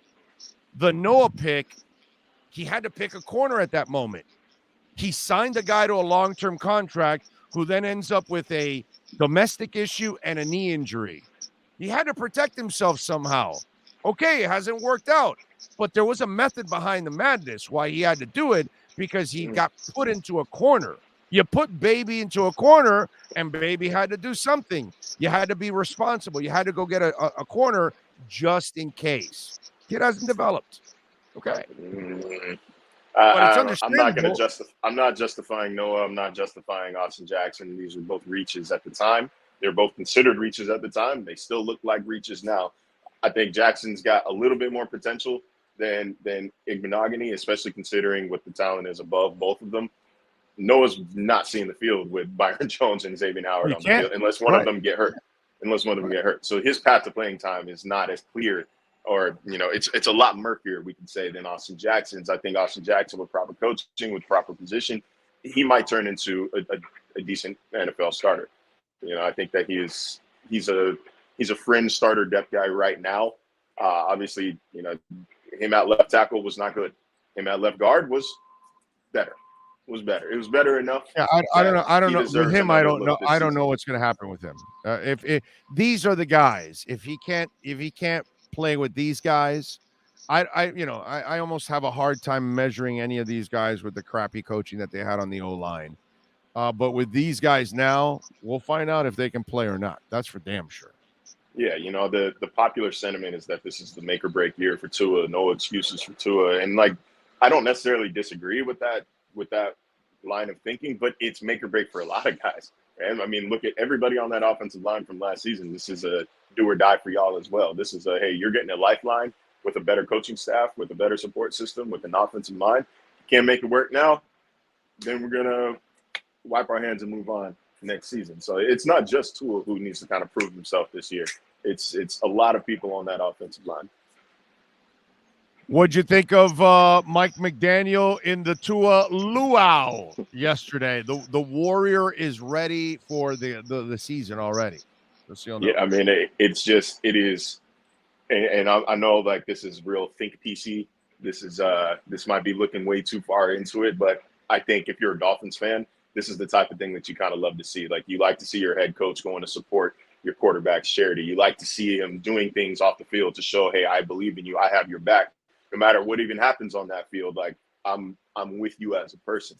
And yeah, I know I'm aware again that might be looking a little far into it, but that's kind of my job, right? You know, when you get paid to do Dolphins 24/7, 365, takes like this happen. So I think that it's a positive sign for their relationship. Big time. Big time. And that's Mike McDaniel for you, man. Well, like, he's the kind you know of guy what it that's does. gonna bang a You know drum. what it does. You know what it does for you and a lot of other people out there is you guys have kind of drawn the line in the sand, which is what should be done now, right? With the whole Tua controversy that we've got going, whether you believe in him or you don't, what we can all agree on now is he has the coaching staff, he has the talent now on offense.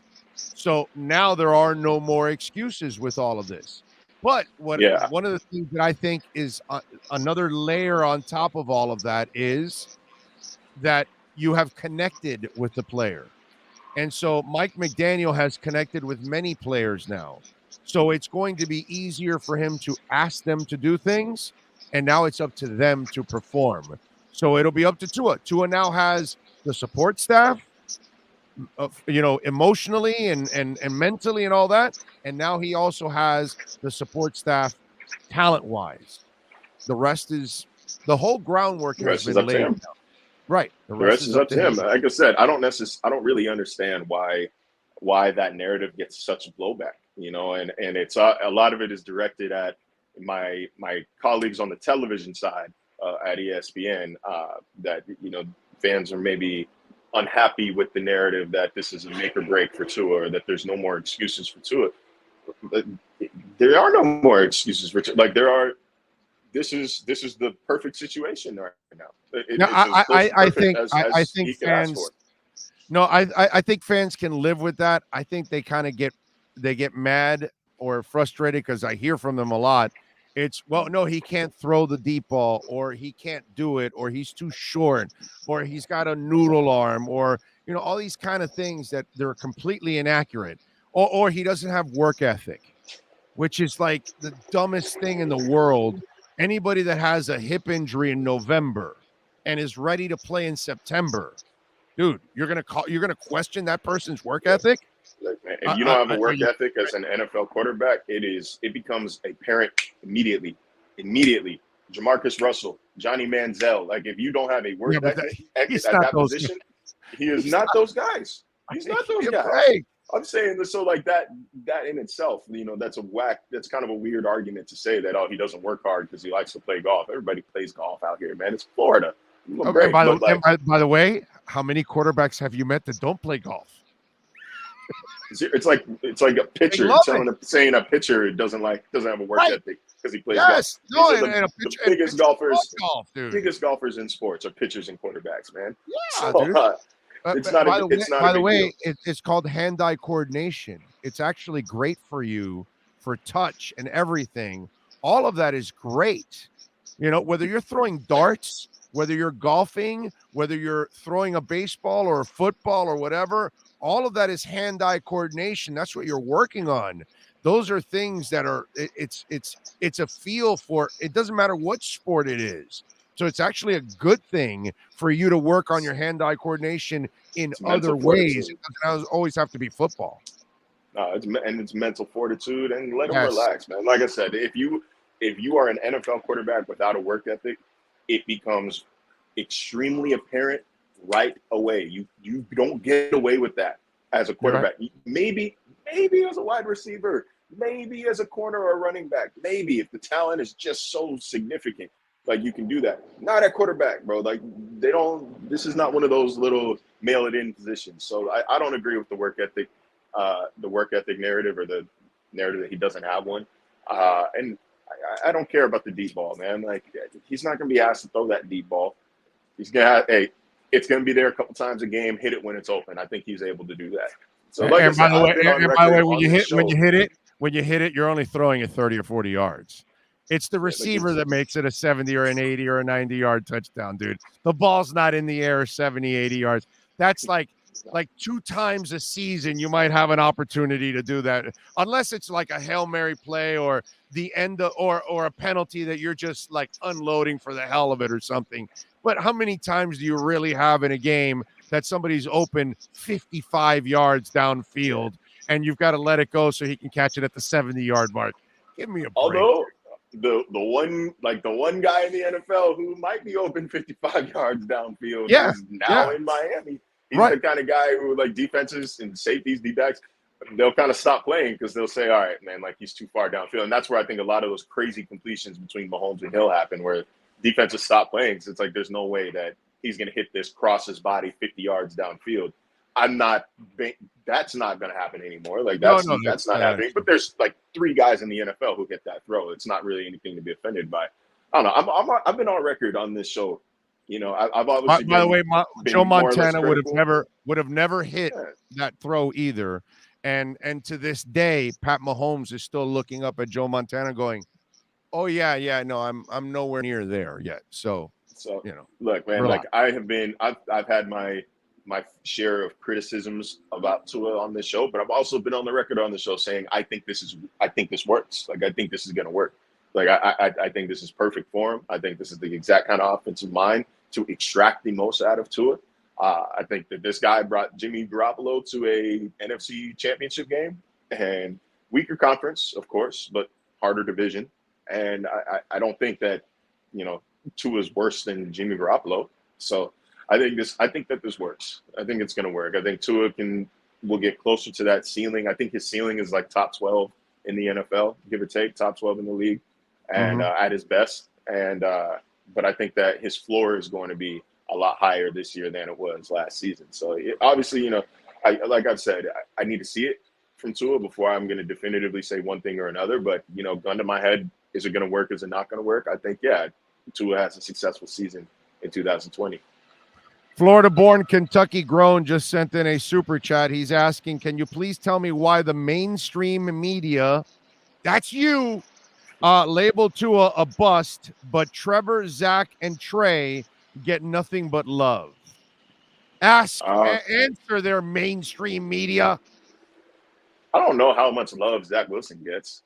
Does Zach Wilson get that much love? His mom gets some love. I'm not talking about anybody's mother. But I don't think Zach Wilson gets. You want to admit that Zach Wilson's got a hot mom? I think he has a visible mom in more ways than one. So I'll leave it at that. I'll leave it at that. That's very accurate. Mainstream media, you're not going to trip me up like that. No, I don't think Zach Wilson gets all that much love. I think that Trevor Lawrence has been kind of heralded as that dude for the past, you know, since he was in high school. He's a stud, bro. Get him a better environment and he'll be just fine, dude. Please. I'm not doing backflips over the supporting cast. They just got him this offseason, but at least they're trying. They put money around him, and they got a legitimate coach in Doug Peterson there as well. I think that's going to do wonders for him. He had to survive, there should be a reality show called Surviving Urban Meyer and starring Trevor Lawrence. So I think he figured, he didn't have great numbers last year, but he had a horrible I don't blame system him, around dude. him. Yeah, Back-to-back first overall picks. And then Trey Lance, I don't know if there's enough evidence either way to accurately critique Trey Lance. He hasn't played enough. Oh, really? We just haven't seen him. Oh, really? But yet we label Noah a bust who's barely played. There's a reason that Noah's barely played in 2 years. Oh, he can't play because he's got two studs in front of him, dude. What happened when he did play? Huh? What happened when he did play? He was a rookie going up against Stephon Diggs, one of the 5 best route runners in the NFL. Completely unfair. He did get cooked. And then what did he do against the Jaguars when Byron and Xavier didn't play? Go see if the Dolphins will give you Pat Surtain rookie tape. Go tell him. Go see if they'll give it to you. What did he do? But that's 2 years. He's been there 2 years. They've seen him in practice. And he can't even get on the field on special teams. The second year, he played even less because the guys never got hurt. Those two guys didn't get hurt in the second year. X and Byron did get hurt the second year. They didn't play in London. Was it like one game or something? They barely got hurt, bro. They played most of the season. They were both on one. Both those guys were playing on one leg in Tampa Bay and got roasted by AB and Mike Evans. Yeah, but you're telling me if you don't have a legit third cornerback that you're not going to tell one of your guys, hey, man, like, we've got support for you. We got support for you. Don't push it here. Don't push it here. Oh, they played these guys on one leg because it's like we have nothing else. Hey, you always play your top guys on one leg over every backup you have, and especially a backup like Noah, who has zero experience and is still a receiver changing over the corner. You know what? You're right. Especially when you have a backup like Noah. You play your guys on. You have no choice. On one leg. You are right. We agree there. You have no choice. But that's why it's unfair to judge him. Yet you judge him and you don't judge Trey Lance. Trey Lance has one season. Trey Lance has one season, and I don't have an opinion one way or another on Trey Lance because I don't know. I'm not going to call him a god. I'm not going to call him a bust. I don't believe we should have more opinion on Noah either. These are apples and oranges. Oh, you can have an opinion on Noah if a team that has seen him for 2 years still can't find a role for him, not even on special teams or barely on special teams. That doesn't mean anything, dude. Sam Madison wasn't a special teamer either. It didn't matter. Was Sam Madison inactive for double-digit games? No, never. But what I'm saying is some players aren't special teamers. That you just can't do anything about that. Devontae Parker was never going to be a special teamer. You can't do anything about it. Some guys, whether you have them, they're your starter or even your backup, they're just Albert Wilson, just not a special teamer. They kept him on the roster. I don't know why, but not a special teamer. That's the problem. Sometimes some guys just aren't that. The argument is he's got X and Byron ahead of him. Of course. So, I understand not playing a whole lot of defensive reps. But he's not even on the active roster on game day. I know. He's he's a healthy scratch on game day. That means they're saying if you have no experience mid-game, even if one of these guys gets hurt mid-game, we do not trust you to fill that role. That is what they're telling him by making a healthy scratch on game day. But my brother, if you have Noah experience, then you can't use him as a backup. But once he gets experience, then you can use him as a backup. So you'll use the other guys that have played that are more veteran-like players. But because Monogamy got Noah experience, that's the problem with him. And so it's hard to count on somebody with Noah experience. Who are they playing at third corner? They're hoping that Justin Coleman would roll over, or they'd roll Nick Needham from nickel to outside if one of those guys gets hurt. Exactly. That's who they played a dangerous game with basically one backup cornerback. They played a dangerous game, making Noah a healthy scratch on game. But there's a reason. Practice tells you more. And that's what happens when your starter. That's what happens when your starter gets in a domestic issue with a knee injury. You get put in a corner, and then you have to do something. And look, and you were forced to do something you probably didn't want to do. And you got the wrong guy, unfortunately. There's a reason why you don't reach for need. That is a old draft. You do not reach for need. You take the best player available. There must have been something about it that they loved. There must be something that they loved about that kid. Something. I think there's something about him in practice that they didn't love. Like for all of Brian Flores' faults, the man knew defense. The man can coach defense. He had a good defensive back staff. That's been the spine of this team. It's been the spine of this team for the past 2 years. The spine of this defense. Do you know defense when you're playing Jalen Phillips in coverage? Do you know defense when you're putting Jerome Baker a middle linebacker and you're overthinking yourself? I don't know. You know, sometimes I think Mr. Genius did some things that were head scratching at times too. I don't think that the critique of the Miami Dolphins over the past 2 years has been that they weren't good enough on defense. I don't think that was I don't think that's why people are mad at Brian I'm Flores. just saying he did play people out of position. That's just I'm saying. For all his genius, there were times where he did some things that you were like, yo, what the hell are you doing? You know what I mean? So that's the league. But no, man, I'm telling you, they've got 2 years of 2 off seasons. They've got 2 years worth of practices where they see this kid play. And they're saying, I don't care if you've got superstars at cornerback, if you got a guy who can play, you're going to make him active on game day, period. Yeah. But he's a project. He's a project. Noah is a project. And I've spent so much time talking about him. I don't want to make it seem like I'm hating on the kid. I think that, fresh starts, maybe fresh staff, maybe, it's mental at this point. Oh, you're hating on him. You're hating on him. I don't think that his career is I don't think his career is in the can. I don't think it's over for him. But let's not pretend. Let's not pretend like he's been some. Let's not pretend like there was some diamond in the rough over the past 2 years. Like they've wasted some opportunity. Like he hasn't shown enough to be active on game day. I would be more comfortable calling him a bust than I'd be calling Trey Lance a bust. I haven't seen Trey Lance. I can't call it one way or another. It's science. You would have called an educated guess. You would have called Pat Surtain a bust after year 1. What about after year 2? No. But that's where we're at with Noah. This is year 2. I know, but this is an experienced corner. That this kid's not an experienced corner. That's the difference. Huge difference. Pat Surtain's like a real, natural corner his whole life. This kid is not, and that's the gamble you take when you got to teach a kid a new position at the highest level. It's a hell of a challenge. That is a no doubt about it. That is a gamble for a first round pick. That's a gamble to make in the first round. Gambles are taken sometimes. Sometimes you hit on them and sometimes you don't. We'll see what happens. What are you working on ESPN so folks can check you out? Took a break from Noah. Took a break from the community service story with Jalen Phillips. That should be coming out this week finally. We got draft prep coming. I believe I have a story dropped today about the mentality of this new defense, or the same defense, new energy.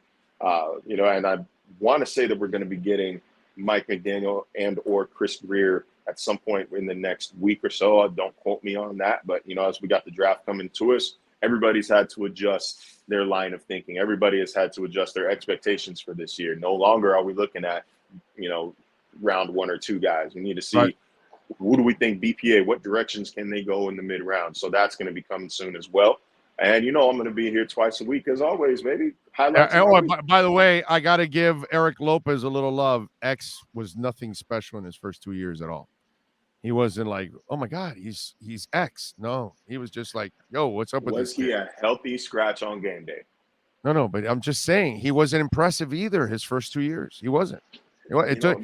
X became X in year 3 is when he started to really come onto the scene.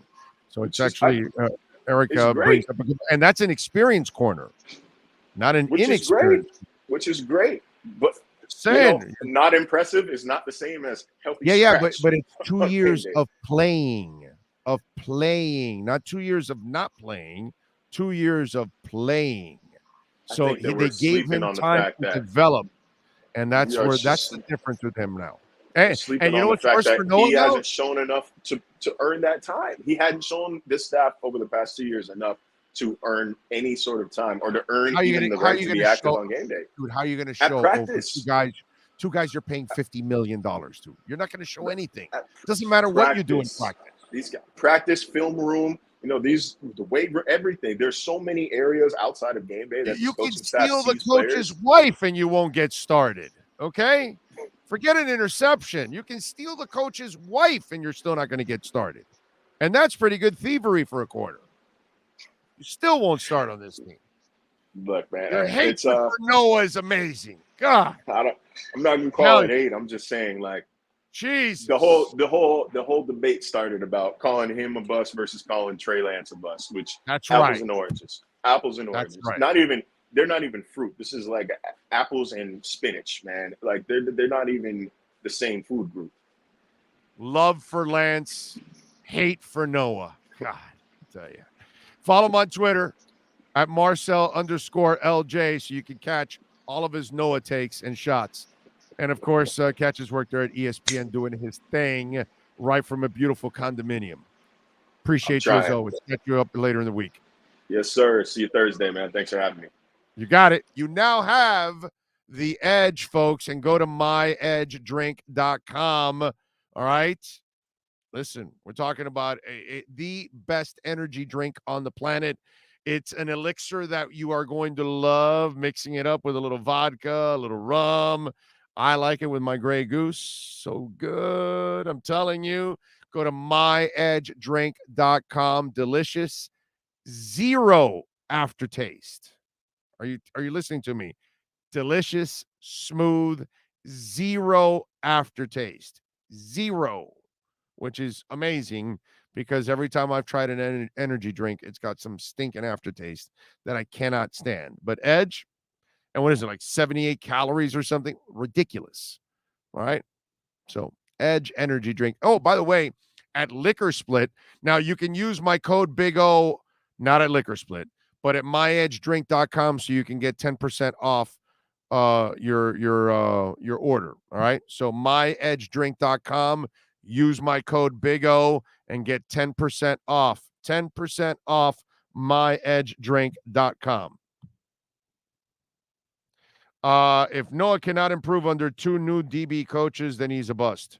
They've got to get him on the field. I am a big believer of that. You just don't get better in practice. Practice is not the same thing, man. They're not rushing the quarterback the same way. You know, there's advantages that the offense has, and it doesn't create the same level on defense. It doesn't help you. He has to play. You know, I hate to say this. It has to be like one of the guys has to go out for like 6 to 8 games. And I know we don't want that to happen at all. I get it. If we want to make the playoffs, if we want to see our Dolphins in the playoffs, we need to see Byron Jones and X healthy the whole season. So don't get me wrong here. I'm not trying to wish anything on anybody, but you're going to need him out there for 6, 8 games. He needs to be out there rep after rep. He needs to make a bunch of mistakes. They can't afford to do that anymore. That's the thing now. The development for Noah is that's why I've said that if they can try to trade him this offseason, especially in the draft, if somebody likes him like they liked him and maybe at least some kind of a second or third round pick, I know it's going to be hard because he hasn't done anything, but that's the only thing I can see. Why? Because you're trying to win now. You're trying to develop an offense and win.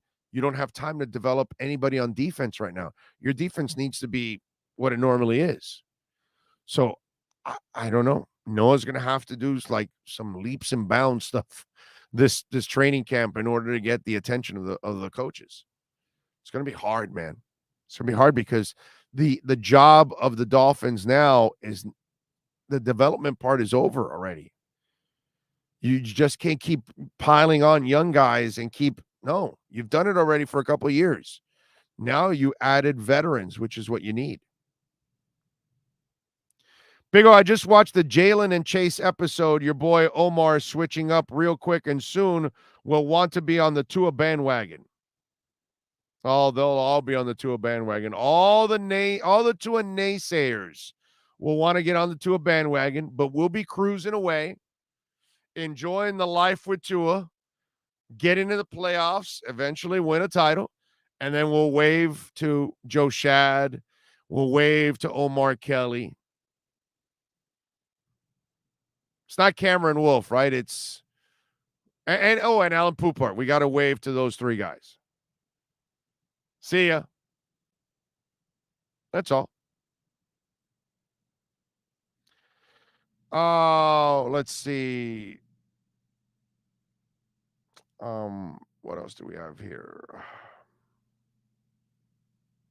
Man, I wouldn't mind drafting Kobe Bryant in the 3rd and Bubba Bolden in the 5th. They don't have a 5th or 6th, bro. They only have a 3rd, a 4th, and 2 7s. Okay? For now, at least. You never know with Chris Greer.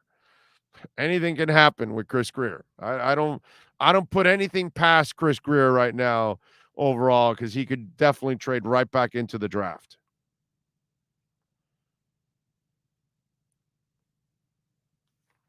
What's it called? Well, Vlad, you need to drink Edge. You got to drop that crap, that aftertaste crap. Go get a little Edge, bro. myedgedrink.com. You get 10% off with the code Big O. Order it, my brother. Try it, and you will never go back to that bull again. That bull crap, you'll drop that bull crap in a second, and you'll end up with Edge. Trust me on that. Try it. Just try it. Order myedgedrink.com or at Liquor Split. They'll deliver it right now to you. Either way. I appreciate your kind of comments. Thanks for them. Sorry. Oh, I guess that's not for me. The Oracle of Miami, Big O. I don't know about Oracle. By the way, Panthers defeat Buffalo on Friday 4-3. Bob had 19 saves. Saturday defeated Nashville 4-1. Lundell had a goal. It's nice to see the kid back, and he's scoring, and it's just good, man. It sucks when he had the injury. Hubie had a goal. Knight had 24 saves. That is the question, right? It's just out of curiosity. We have 373 people on the chat board right now, okay? Right now. Who do you want on goal in the playoffs? Do you want Bob or do you want Knight? Just put Bob or Knight. Not Bob Knight, because then we're going back to the Mary Tyler Moore show. Bob or Knight? Which one do you want between the pipes? I'm interested to see, has Bob earned your trust? Do you want him there, or should he just go with who's hot at the moment? Just wondering. Where are all of you right now on the goaltending side with the Panthers? They're off tonight, Tuesday, ESPN game, Ducks at Panthers. Now, the Panthers, I believe, are like 8 points ahead in the conference, so they're dominating in the conference.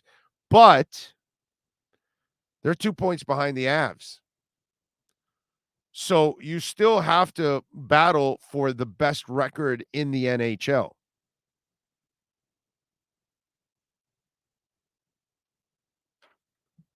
So let's see what happens here now. They're still playing for something. They're playing for the number 1 overall seed. Okay? And you're kind of having to figure out Bob or Knight. Which one is it? Which one do we go with? Let's see. Bob, Knight. Someone's put Sarah. There you go. Knight. Love Omar Kelly. Bob, I think he'll turn it up in the playoffs. Bob. There's Knight. Go with the hot hand. Knight. So it's kind of split. There's Bobs and there's Knights. How about that? Knight had to come in last year in the first round and look so much better than Bob did last year versus Tampa Bay. Big O, I heard you talking about drafting Matt Ariana and other great punters drafted in early rounds. Just wanted to me Ray Guy is the punter taken in the first round and even made the Hall of Fame. Yes. Now I didn't want to draft him. We just talked about him. Okay. I was happy that they signed the veteran. I'd rather have the veteran. I think it's more important. By the way, if your business wants to join our platform and support our platform and help us grow and at the same time promote your terrific business, you can give us a ring on the business line, 786-754-4664. You can send the text too if you don't want to call. But either way, if your business locally, statewide, or nationally or internationally wants to be a part, and we will travel to your business also, anywhere in the world to do a show. So reach out to us, to our business line, 786-754-4664. Okay. All right. We are going to wrap it up here on the show. A show driven and mastered by Sean Stanley, the man, the myth, the legend. We got to thank Ira Winderman, Alan Poupart, Joe Shad, and Marcel Louis Jacques. Got to thank all of you for tuning in. As always, appreciate all of you for supporting us. Hope we did all right today, considering it's a long night last night, and we were hurting. But hopefully we're good enough today. We'll get some rest and get ready for it. Tomorrow we'll be at Caneswear in Davie. So if you want to go by and say hi, 2511 South University Drive in Davie. We'll be there tomorrow, 10 to 1. We shall see you tomorrow. Same time, same place, same bat channel. Love you all out there. Thank you for getting us to 12,000 subscribers. Sports Grill on Bird Road, Miami Lakes, and their newest location in Doral is now hiring. If you're looking to join a great company and South Florida institution, give them a ring or drop an email. Sports Grill is hiring all kinds of positions from hostess to servers, bartenders, or join the kitchen staff to craft some great food for their amazing customers. Please send your resume to m.cruz@sportsgrillmiami.com or call 305-219-5726. That's 305-219-5726. Sports Grill. Good food, good drink, good friends.